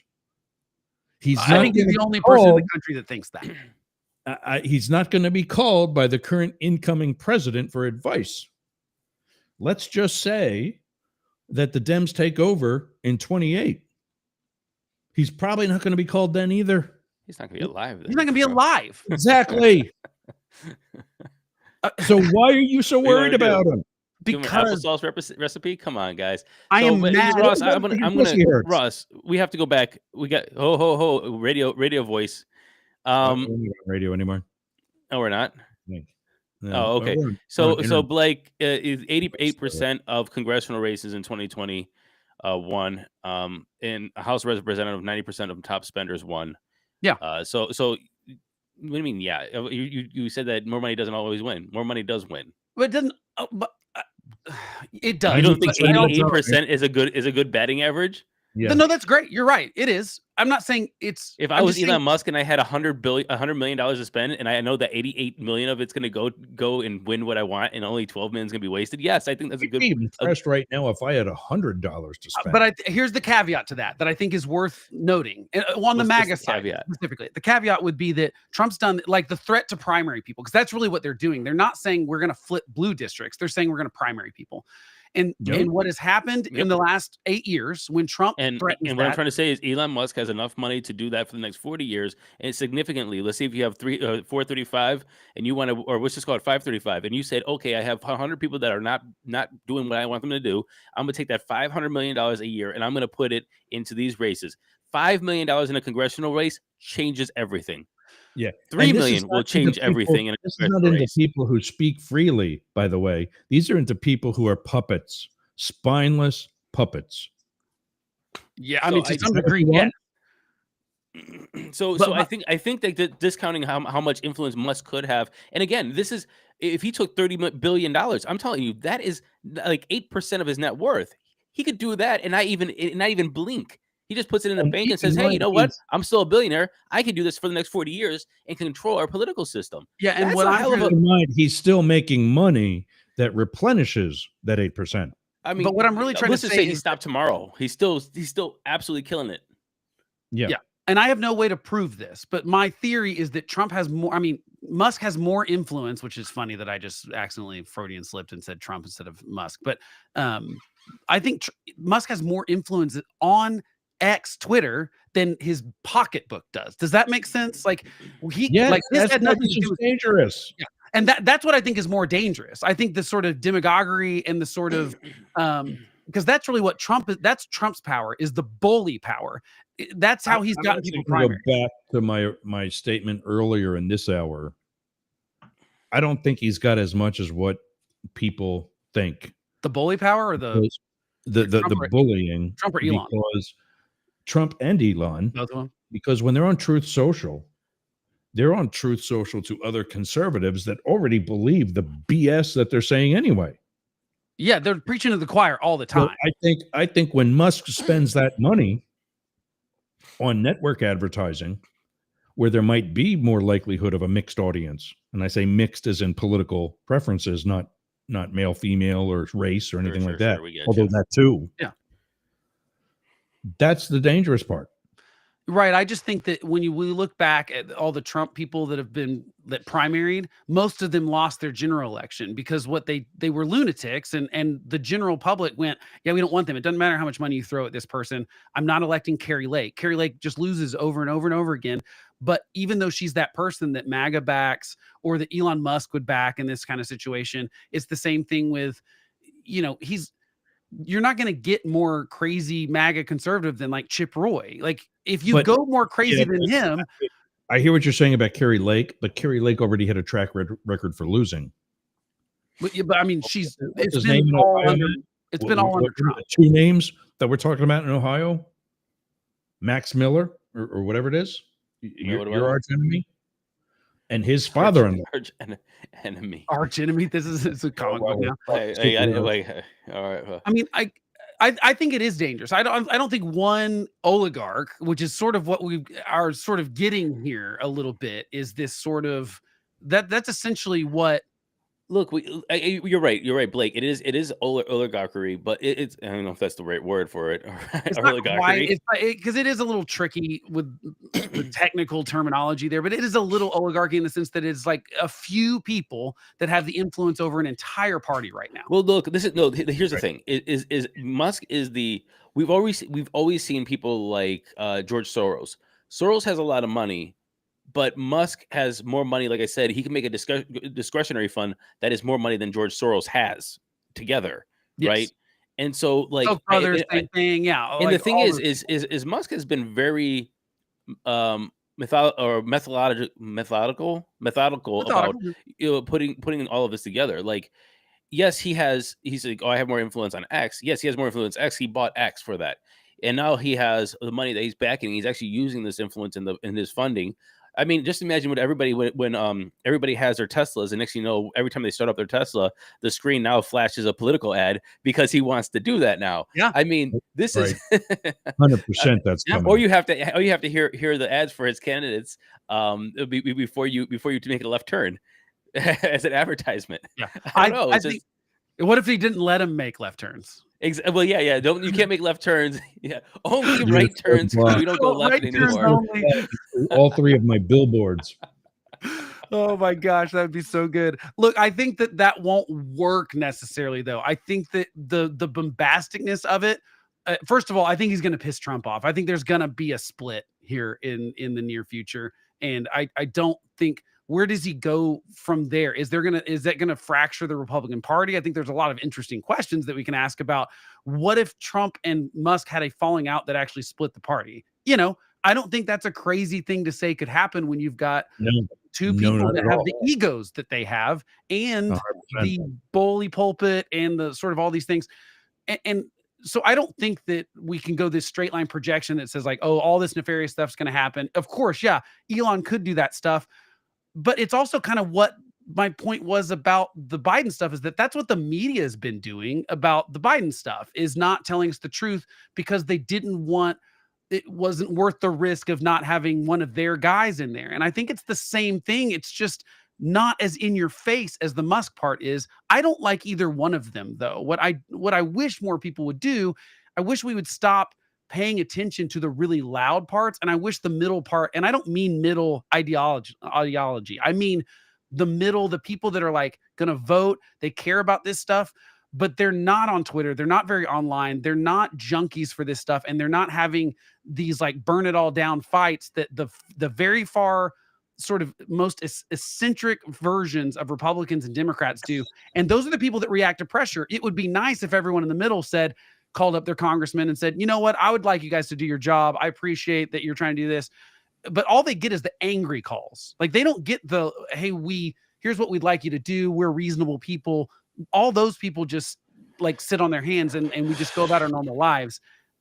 That's what it's going to take. It's like people either have to say, we won't stand for this. And when I say people, I mean, it has to be not those fringes, because the fringes right now are getting crazier and crazier. Oh, yeah. And you just see that in this fight over nothing, not over nothing.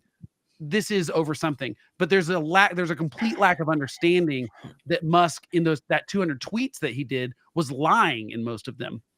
And that's why I say there needs to be.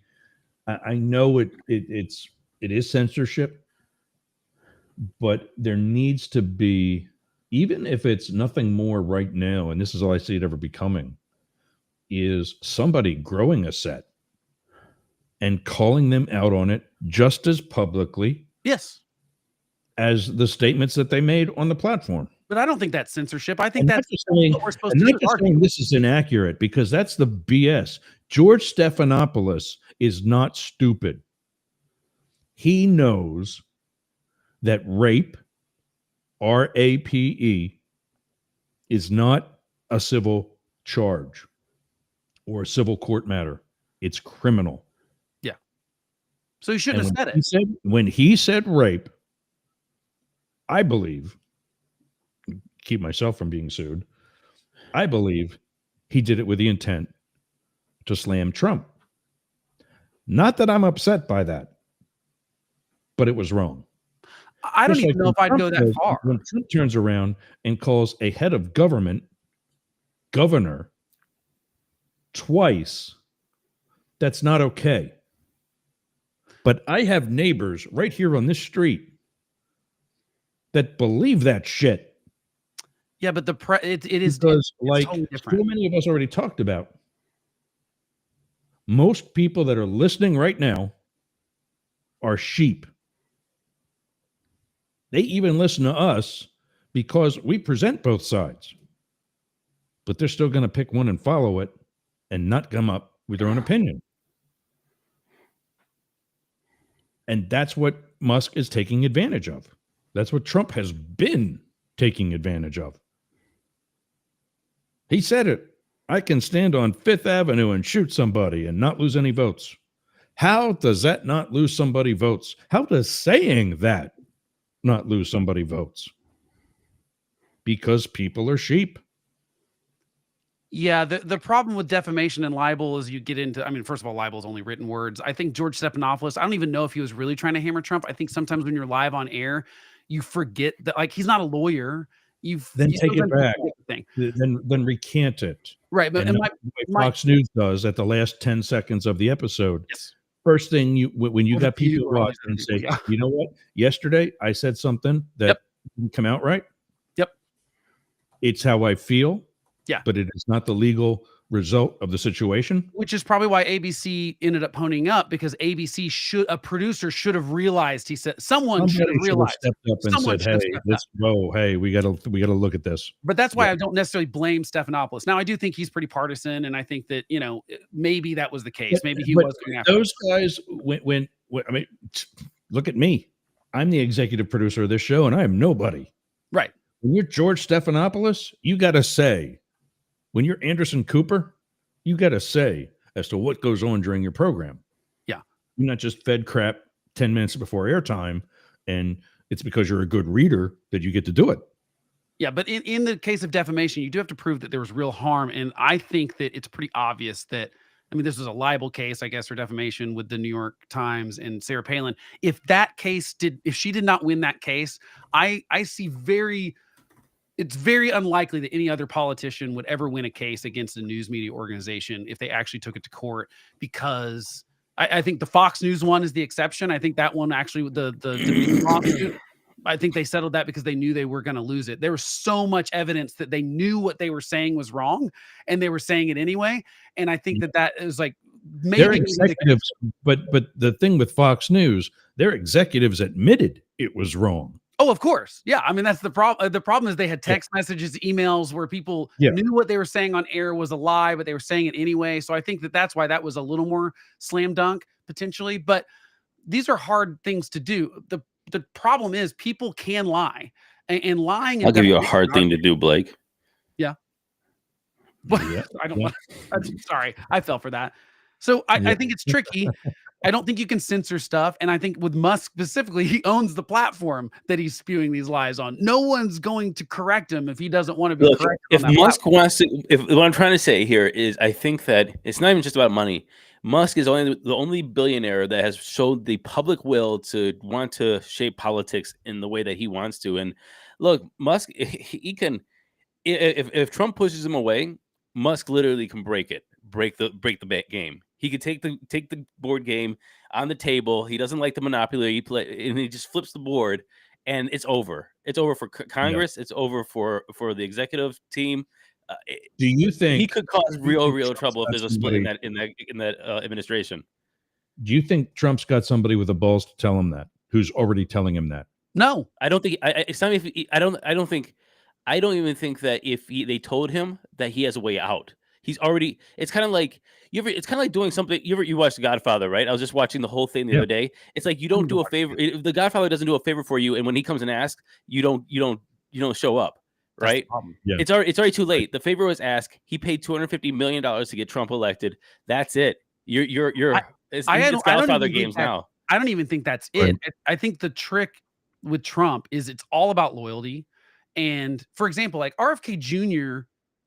didn't really, I mean, like once the election came around, it's pretty obvious that like RFK Jr. probably didn't actually move the needle at all for Donald Trump. But because he was loyal, he's going to give him this cabinet position, even though it's going to be a bigger headache for Trump and potentially cause him more problems because of the loyalty thing. Now, the second he sees that that's going to cause Trump harm, once Trump sees that something's going to cause Trump harm, he will ditch anyone. So I think the problem here is like Elon's going to have to do something that actually causes Trump harm. And like, that's why I think the genius thing Democrats are doing are saying that he's not the president, because that's how you piss Trump off. And that's how you get him to say, embarrassing. Yeah, but that's the point, Blake. It's not going to be so much harm as it is just personally embarrassing to Trump. And right, just politically embarrassing. Yeah, but that's the point. That's the point. Elon won't just go away.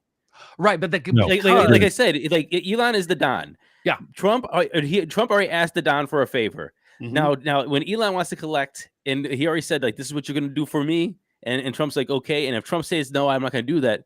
I think the Don's going to come in here a little hard. That's what I'm trying to say. He's like, you're not going to. There's no like, oh, we're going to ditch Elon now. I think you're not ditching Elon. I think the caveat to that is that it appears that like Elon sort of came on board full force into this thing. It's not like Donald Trump went to Elon Musk and was like, I really need your help. So I do think of course that's the whole point of that's the whole point of it. That's mafia rules, man. You do the mafia does a favor for you. Next thing you know, they're at your door saying, hey, you got a sandwich for me. It's like, hey, what are you talking about? It's not what we agreed on. Hey, you know what? Hey, I thought we were friends. Don't you have a sandwich? Don't you have $1 I could borrow? Right. But what I wonder is, I think there's another similarity between Trump and Elon Musk is that I don't think either one of them have the attention span to do what you're saying. I don't think Elon Musk has the attention span to really say. So not true. I don't think he does. That is so not true. I think he'll get bored. People like that are very focused, I think. I think Elon has slaved away on a rocket company, on a car company, on PayPal, on all these different companies for decades, losing money. And you're going to say he doesn't have the focus and attention span to focus on this too? Stop. The only reason I say he might not is because I think that he like. Oh, now it's might. I think it's pretty definitive a moment ago. No, there's something weird that happens with like, I think Elon Musk is enjoying the spotlight that he's getting over the last year. He doesn't need to do this. Right. We should figure it out. He could spend billions and billions and billions of dollars on elections for the next 40 years. You think he needs to be doing this right now? Yeah, but like seeing himself on TV. But you've got to ask. I'll tell you what I used to do. I'll tell you what I used to do when I was a minor league baseball umpire. But I gotta go, guys. I gotta go pick up the places. Bye. That sounds like he's doing a drug deal or something. What? Hey! The Don called. I have to go do the thing. All right. Well, before you go, I will be here next Friday. Philip is not going to be coming back until the 8th. So you guys, if you got plans for the holidays, and I think I said this in the group message, by all means, I'll see you when I see you. I'll be here. I'm probably not here next Friday, but if something absolutely crazy happens, maybe I am, but I probably won't. Why? Merry Christmas. Yeah, Matt's gone. Hell. My question is that if Trump and Elon had a breakup, let's just say that there's some sort of thing, Trump would lose. Where do the people go? Where do the MAGA diehards, do they stick with Trump? I think so. I can't find anything that would ever make the MAGA loyalists leave Trump. Nothing has so far. Why would Musk have? Is it because Trump's a lame duck? I mean, that is a new factor. Is the fact that he's already a lame duck. He's going to be a lame duck president. He can't get reelected again. And so do his voters immediately start looking to 2028 and look to, is it Tucker? Is it JD Vance? Is it Don Jr.? This is why Philip 2 Wednesdays ago, I think, or maybe 3, and we talked about it here, the possibility of Laura Trump as Donald Trump's successor. Yeah, I just don't see that she has. And I think from the family, she is the best choice. But if people want a populist demagogue, she doesn't seem like one like Elon and Trump do. You know, because she's not right. She's not in the spotlight right now. And the thing about that is, I think that's okay for her, only because look at all the stupid stuff that Trump did in his first 4 years. Name one other president that would do that, not get reelected, and come back in 4 years and get reelected. Well, Grover Cleveland's the only other one that has 2 exactly. You wouldn't even run. Yeah, most people don't. That's why when what was it?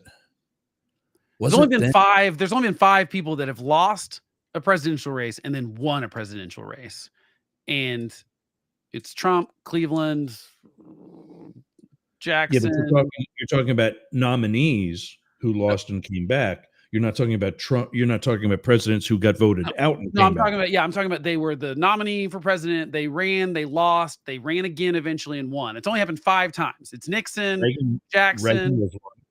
Reagan was one. Reagan didn't run twice. He ran as an independent in the 70s. For president?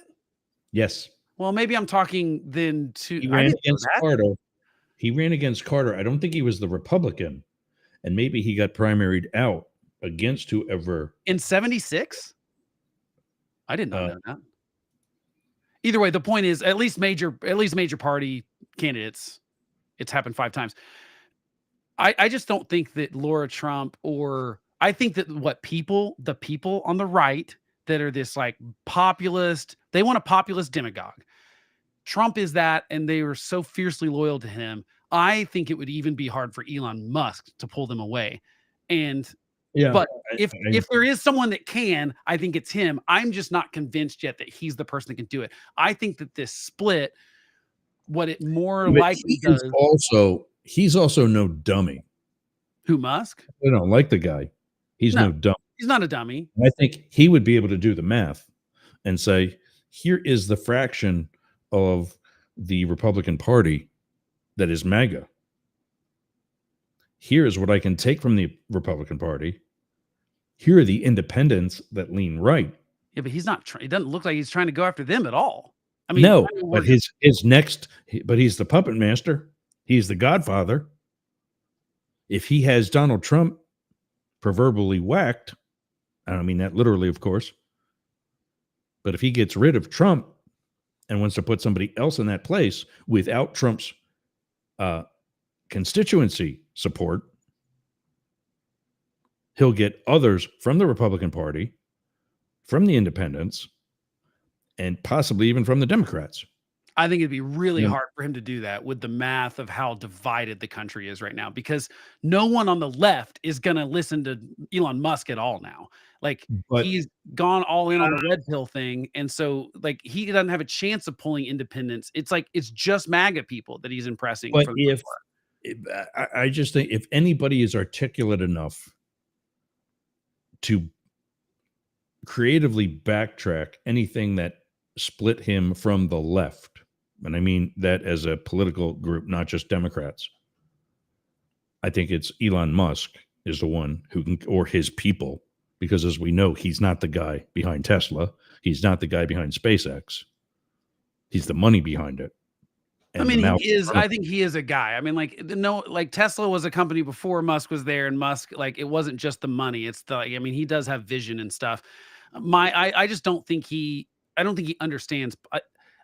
Someone that's like that is a titan of industry, does not understand that government doesn't work the way that it does at Tesla and X, where you just say something and it happens, or you line out the vision. You know, companies are they're not democracies. Like, they're not. I realize that's a stupid analogy, but they're not.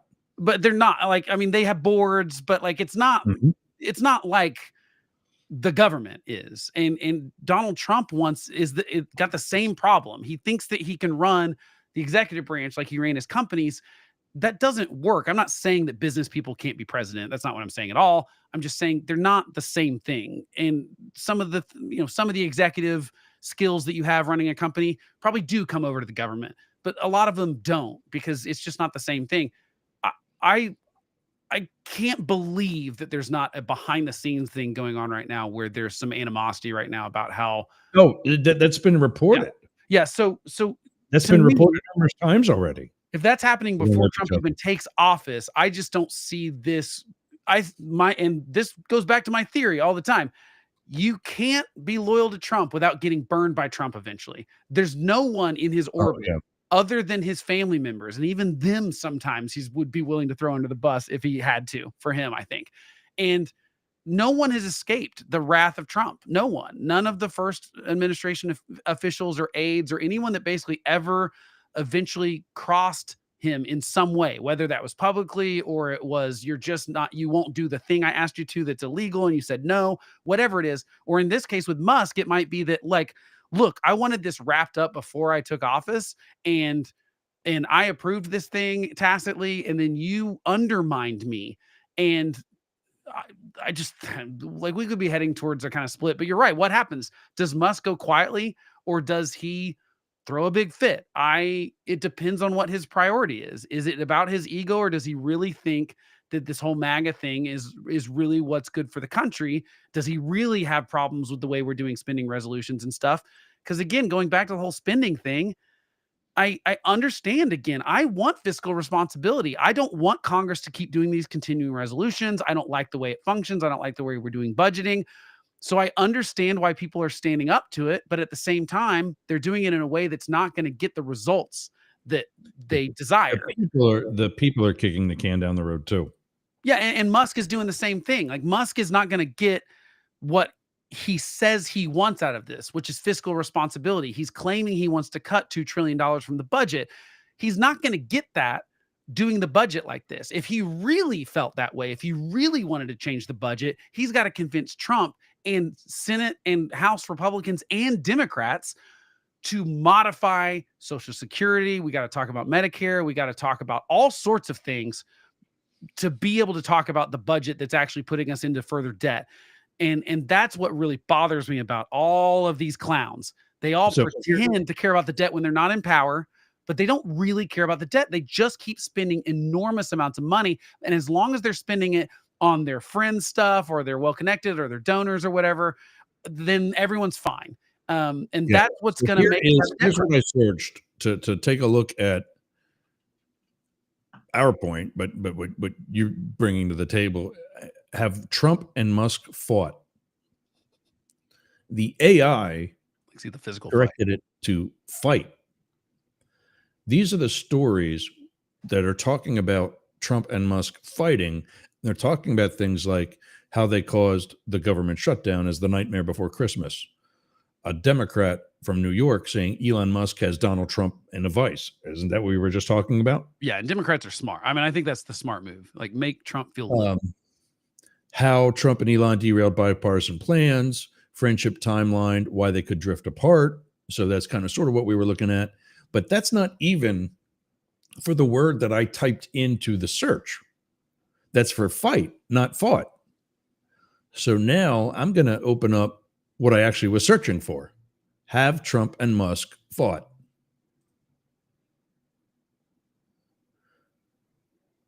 What Elon Musk could gain from Trump's presidency. Musk spent.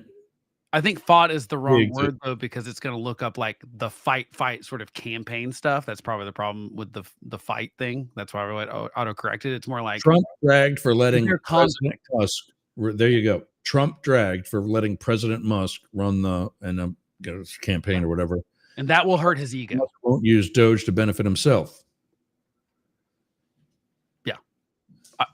I think that it is funny how Republicans, before Trump's even been inaugurated, the cracks are showing that I've said all along, I think that they have they can screw this up very quickly. Like they can piss off the American public very fast. It was only August of 2021 that Biden tanked and never recovered his favorability ratings. And I think Trump maybe has less time than that. I think last week we said it might be 100 days. It might not even be 6. Well, I think last night's vote to not approve the CR was definitely a kick in the balls. And I think I think in some ways it started the clock before he's even been inaugurated, a month before. So 30 days before he's even inaugurated, he may have already had a ding against him that, like, if it causes people travel woes this week for Christmas, I promise you it will not do Trump any favors. Now, I don't love like favorability ratings. It's unfortunately all we have when you're in the middle of cycles. I mean, I'd rather us just use votes in Novembers of those even years to see that. I think the temperature we take of the people, but unfortunately that's not the world we live in. And, you know, I would predict that Trump's favorability ratings will dip potentially before he even takes office. I don't think that's a crazy thing to say. If this goes on, it messes with people's travel stuff. You have pissed off federal employees. You have people not able to do the things that they want. Again, I think people want the federal government to function. And if it's partially shut down, it's certainly not functioning. And I think, unfortunately, we have to have a disaster before anyone pays attention. I think it has to be a fiscal disaster or, unfortunately, an attack of some sort. I mean, I think that something like that, and I was foolish to think that COVID might have been the thing that could have made people go, man, this is kind of silly, the stuff we fight about. Like, government should be able to do this well, and we should be able to do it well. And they didn't, and then we got into our corners and fought about it. So I'm not sure what the thing is that unites normal people. I've replaced fought with disagreed. Yeah, or conflict or something. Yeah, I mean, there's definitely some conflict there. There's no way. Because I would be pissed off too. Trump and Musk economic probably disagree or differ. Trump sure seems pissed at Elon Musk.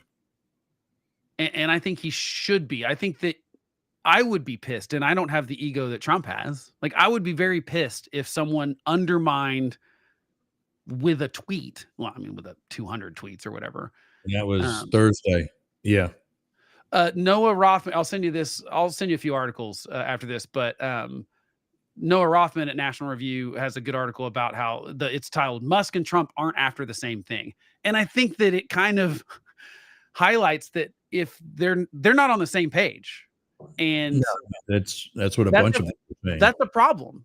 And who's gonna where Trump and Musk disagree? Yeah, ethical concerns and conflicts of interest. Yeah, the problem is I don't think there's no way Trump's gonna roll over. It's just not in his nature. He's never done it. Right. I don't see him doing it now.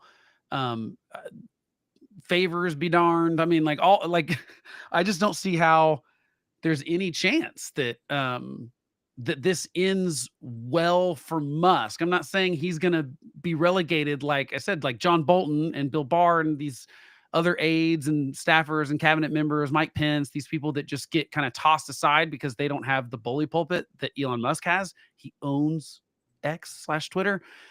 So he's not going to go away. Now he might, because if he really does care about the movement or the policy, but that's yet to be shown. Like, is Trump, like, is this performative? Is it about being in the spotlight, or does Musk really care about this stuff? If he really cares about this stuff, they could become enemies. I think that's maybe, I would doubt that's how this goes, but I do think we could potentially see a breakup a little earlier, and it's not going to be the public. It's not going to, we'll probably see something like, oh, I've got to focus on some other thing or blah, blah, blah. I don't think we'll have the public breakup. Elon Musk. Yeah, well, that was a while back. Yeah. November. That was November. Trump advisor of Mar-a-Lago spat. Yep. I heard about that because they were, there's a lot of people that have been pissed about like Elon, like getting into stuff that's just not his business. He thinks he can just be in everything. And so I think that this is either these people that have this type of personality that are focused, that are these billionaire types that think they can buy their way through shit or whatever. They just probably bully their way through. They just walk in and say, I'm here. Yeah. So my question is, can someone have a conversation with Musk that says, hey, if you want to make a difference, you got to dial it back because you can't step on everyone else's toes and make enemies on your side. But does he take that well, or does he take that like the CEO of multi-billion-dollar companies where he goes, no, it's my way or the highway? At some point what's the line in Dark Knight? I should know this. An immovable force and I can't remember. Unstoppable object. Yeah, unstoppable. Yeah, it's like, what's going to happen? Like, you can't. There's going to be this. Those two things cannot exist at the same time. I don't think that Donald Trump and Elon Musk can, if they don't have the same goals and they're not coordinated. I think it will end badly for both of them. And again, not surprised, because I've said that everyone that ever cozies up to Trump gets burned like this. So it will not surprise me when it's Elon Musk. It will not surprise me when it's Vivek Ramaswamy. It will not surprise me when it's Laura Trump, potentially. It doesn't, because Laura's not as, flesh and blood is different than daughter-in-law in some degrees. I mean, look what he did to friggin', it sounds like Kimberly Guilfoyle is just like, you're the ambassador to Greece now. We'd rather you not be here. Because you and my son broke up, and I'm not saying that that's the raw, and she's still getting it. Oh yeah, that's why they're done. He's dating someone else now. Not engaged anymore. That's why she's going to be the ambassador to Greece. She doesn't have to be here anymore and deal with it. Why is she the ambassador to anything? I don't know. I mean, again, it beats me. I mean, it's kind of a slam on his son, don't you think? I don't know. I don't care enough about who's dating who, but I mean, it's at least interesting to me that it seems like, oh well, yeah, that way we don't have to have. I guess if you break up, that's easier than seeing each other all the time and working in the administration. So that's why I don't know. But yeah, because it's still about loyalty to him, and she's been loyal to him. I haven't seen DJ TJ in forever. That's on purpose. I think they're kind of realizing that this is a ship that is a lame duck ship, and they don't want to get caught up in it. They know that they have a future. When you talk about how he treats married into the family people, remember what he said about Jared Kushner, his son-in-law, after he already gave him a spot in the administration that he wasn't qualified for because he couldn't get the security clearance. Although he did get some stuff done. Oh, I don't know him. I don't know him that well. I see him around the White House a little bit, but that's it.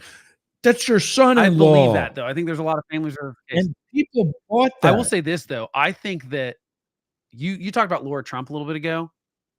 I don't see that nearly as possible as Ivanka laying low for 3 years and then her going, I want to be president. Now, I'm not saying she wants to do that. Maybe she don't want to do politics. It seems like Ivanka and Melania really don't. It seems like they don't really like, they dip their toes in the politics thing. And I think they've realized they don't like it. Michelle Obama is the same way. I told you the 2016 election. Yeah, and I think that, I think that proves the point. I think Melania was pissed. I think that they kind of want to step out. But my point is, if Ivanka decided she wanted to be the heir to the throne, do you believe for a second Donald Trump wouldn't give it to his actual daughter over his daughter-in-law? Like for sure she'd get it. And so that's why I think it's hard to predict how these things are going to go, because we think that everyone that's in Trump. I wouldn't put past Trump to still go in the direction of who was most loyal. Right, but my point is, we can't make straight line projections. It would all come down to how Ivanka reinserted herself. Right, but my point is, we can't make straight line projections about who's in his good graces right now, because that might not be the same next month. It almost definitely won't be the same 6 months from now. It will definitely not be the same 2 years and 4 years from now. And so maybe you are better off keeping your head down if you have future ambitions. Because it's not good to be Ron DeSantis and get nicknames from Trump because you ran against him. Like, he's going to have to climb out of that hole to get back into the loyalty camp. And so I think there's probably some people that are just going to keep their heads down. If they have ambitions in the Republican Party in 2026 or 2028, they might just let this circus blow up on its own and then come in later. And like I said, it's very hard to stay in Trump's good graces for any long period of time. Rudy Giuliani. I mean, is there anyone that did more? Yeah, is he Is there still anyone that alive? did more for Trump? Talk about having not heard from somebody in forever. Is he even still I mean, but alive? I think it's a perfect example of Is he homeless on a street corner because he he lost yeah, everything? I mean, I think he's kind of going crazy too. I think that it's pretty obvious that there was no one more loyal to Trump than him. He never did he did everything asked ever. And he just got tossed aside anyway. He didn't even do the thing that most people do, which is tell him no at some point. They just realized like, oh, he's going to be in a lot of legal problems. That's his problem. And we don't want to deal with it. And I think the problem is this time around, there's the threat of he'll just pardon everyone. Well, he didn't last time. Because I don't think he actually cares about those people. He may even dangle pardons in front of people, but I don't think he actually cares about most of these people because he cares about himself. And so the fact that he didn't give, which is why I think it's so dangerous for Biden to give preemptive pardons to people like Liz Cheney, is because I don't really care if she's going to be if she's going to be the target of some Trump lawfare. I think that will work out worse for Trump than it will for Liz Cheney. And I think the precedent of preemptively pardoning people will just give Trump the total right to do it. And he'll do it even more sweeping than Biden did. He's going to be too busy pardoning the J6 people. Right. And I think that's a problem. Right. I got to pee. Yeah, I got to pee. I got to get all kinds of other stuff done so we can so are we kind of agreeing it's probably going to be Chicago is the best one I'm to start happy with? for any of them. But Chicago, as far as pizza goes, I'd rather have a Chicago dog. That's where I'm at. The Chicago dog is such a good hot dog. I think hot dogs are an underrated food. I think people think of them as I'm making sausages that are hot dog-ish. I love a hot right dog. now. And people I feel like people think they're for children. No. Love a Costco hot dog. I will go to Costco with my wife just so I can have a hot dog. Yeah. Chicago dog with all the peppers and all the good stuff on it. Oh man, that's a good thing. And now I want a Chicago dog, and there's probably not a way around here that has one. Oh, please tell me I went live on the radio. Dude, I sure hope you did. Or if not, we've just been talking to ourselves. All right, Yergs, we'll have a good Christmas. I probably won't. 99 just kicked it 12 noon. So that's fine. All right. Have a good Christmas. Merry Christmas. Yep, All you right. too. And I'll see you. All right, everybody. We're done fighting for one day. Oh, what about the did you see that in the group chat? Oh, I did in the private. Renaming the show Friday Fights. Oh no. Because we get into it. It's pretty Good work. fun. We're friends at the end of it. We don't do the name calling. We come at each other with actual fact, which is what I wish people were more willing to do. I don't dislike anyone that I disagree with. That's just now I don't like when people lie, or I don't like when people are nefarious about it. But I think we've taught people to don't ever talk about religion or politics. Well, I mean, then why do you think we're bad at it? So no, I'm all for having a good spirited argument. I've had arguments that are this intense about which comic book characters could Batman beat. So it's just something I like. It's fun to do. It's fun to even if it has no, I will get that high on my horse about Batman could absolutely kill Wolverine if he had enough planning. Because I don't know, I'm an idiot like that. I thought, can you kill Wolverine though? I think Batman could if he could, if he gets surprise attacked by Wolverine. They did that to one of the other Wolverine. Didn't they kill the girl somehow? Yeah, well, and he dies in Logan eventually. I mean, but it's because of cancer essentially, because you can't replenish cells at the rate that the cancer is faster than. So, there's all sorts of, it's comic book, but I think Batman with enough time can beat any other superhero because he's smart and ruthless. That's why he got kicked out of the Justice League at one point, because he had files on how to defeat every other member of the Justice League, and someone else got a hold of it. So it's a fun comic book story because that's the thing. It's fun. It's Superman has all that power, but Batman has a check on him. That is actually the check on Superman in the comics is Batman. And I think that's cool. Lois Lane. Yeah. He brought Lois Lane his human kryptonite. Yep. and sometimes real kryptonite. And there's some great Batman versus Superman stories in the comics that I love that the movie did not do any justice to. Hate that movie. Zack Snyder is the worst thing that ever happened to the DC. What extended universe. about did you see the new Superman that's coming out? You know what's interesting? I'm Yeah, probably it's a not. one. I'm probably not going to see the trailers because I know I'll see the movie, and I'd rather just know nothing about it going into it. If I know I'm going to see a movie, I don't even like to see a trailer for it because I don't even want that 2 minutes of the movie to be ruined for me. So trailers are made up of one of two types of footage. Either either bullshit footage that really does nothing It's also not in the So movie you- sometimes. story. Yeah. Right. And I'll give you an example of that. Google The Professional. The Right. Leon, like with Natalie Portman. Yeah. That one. It's a Her great first movie. Yeah. The trailers from that, like the one scene where he's moving from between bookshelves and he's got his gun up like this. Since I've seen it, yeah.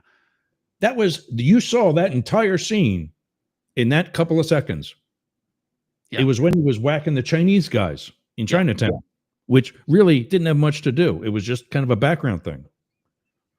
Or it's footage that are the highlights of the movie. It's all the best parts of the movie. Like comedy movies are like that all the time now. All the funniest parts are in the trailer, and then you go see the movie and you're like, all right, there was nothing funnier than what I saw in the 2 minutes of the trailer. Right. But that's when there's a bad movie. And the thing is, they know which portion they're using. So I would say, I know I'm going to make money from this crappy movie, but it's also my name. Yeah, but sometimes would the just directors say, actually don't have Let's control scrap over this movie.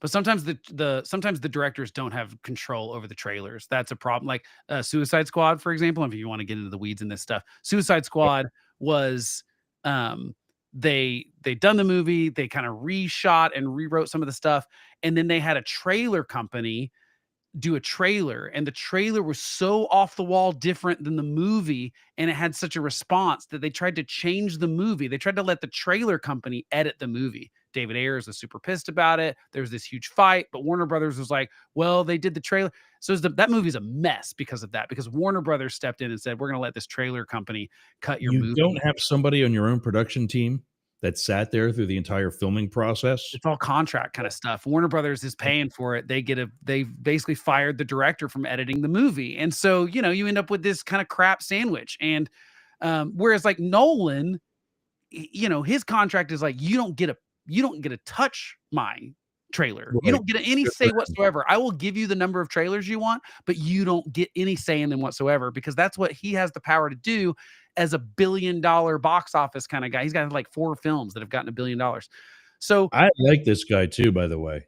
Well, and Superman's going to be different because James Gunn has some more weight. So I think that James Gunn will get to do what James Gunn wants to do. But I'm not going to watch the trailer. Yeah. Yeah. We know Crypto's in it. Nathan Fillion. Yeah. Who everybody says I look like. I That's can one see of the that a guys little bit. I can see that a little bit. So yeah, Guy Gardner. Do you know who he's playing in it? Guy Gardner. Yeah. Do you know who that is? I vaguely do. I mean, I'm not a huge Superman fan.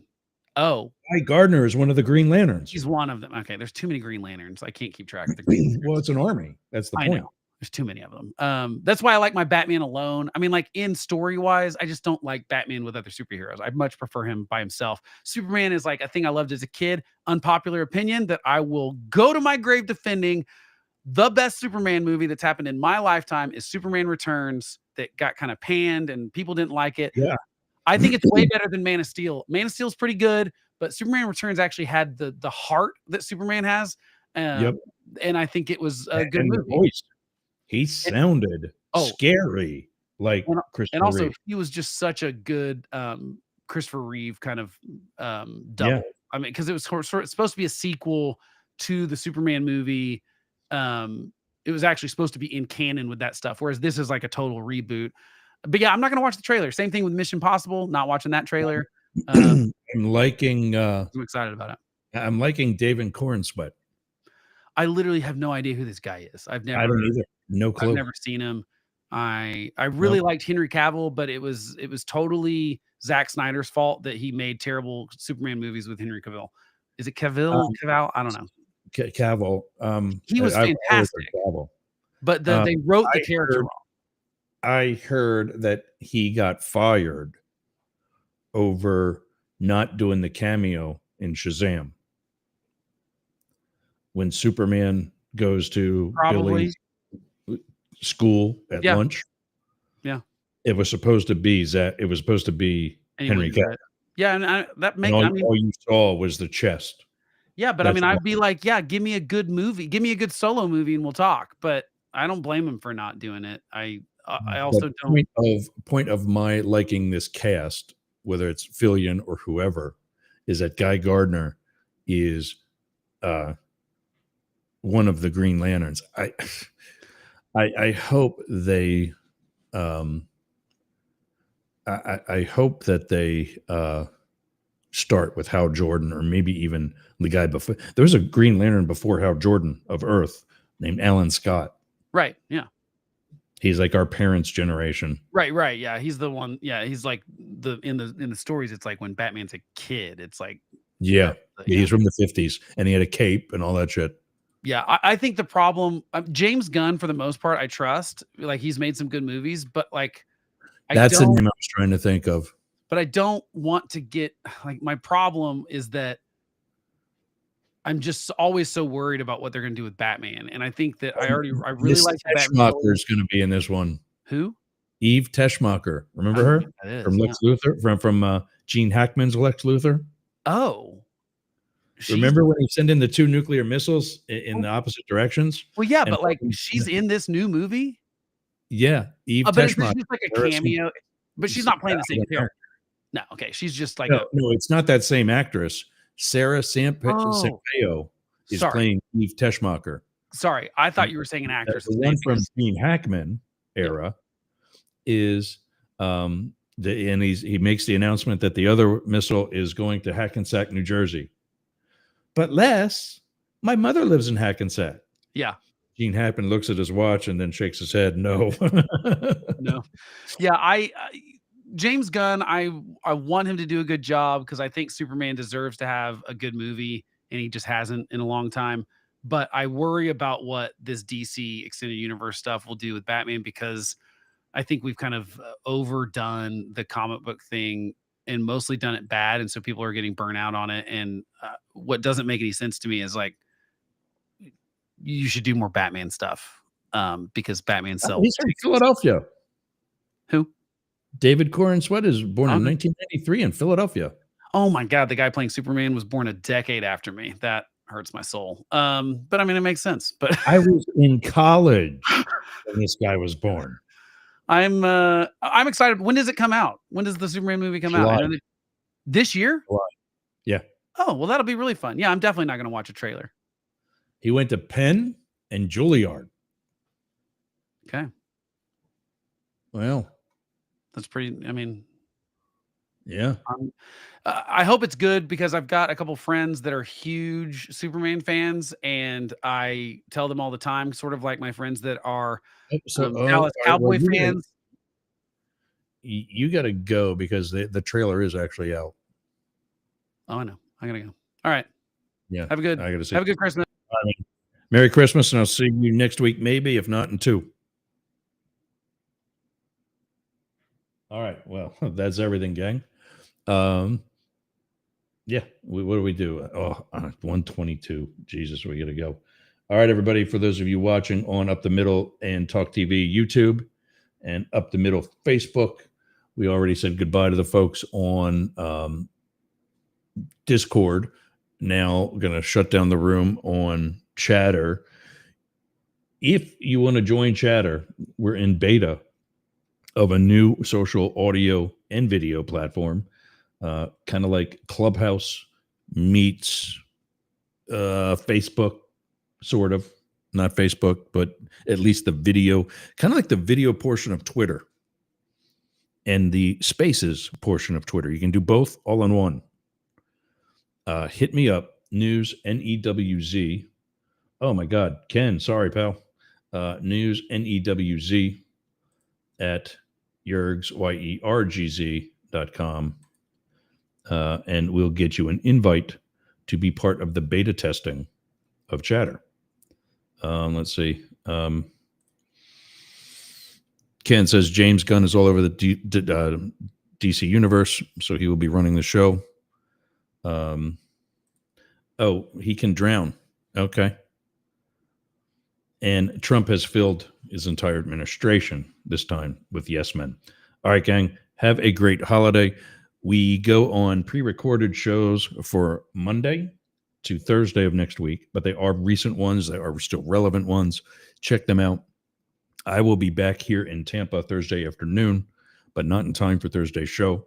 We will be back live on Friday, the 27th, when we will be joined by K-Shop, KSHP in Las Vegas. And then we will have more information on what we're doing with Boston, Chicago, or Atlanta. New FM AM station in some major markets. So some growth happening here. Like I said, I got to whiz. I will talk to you all. Have a great Christmas and happy Hanukkah, and we'll see you in a week.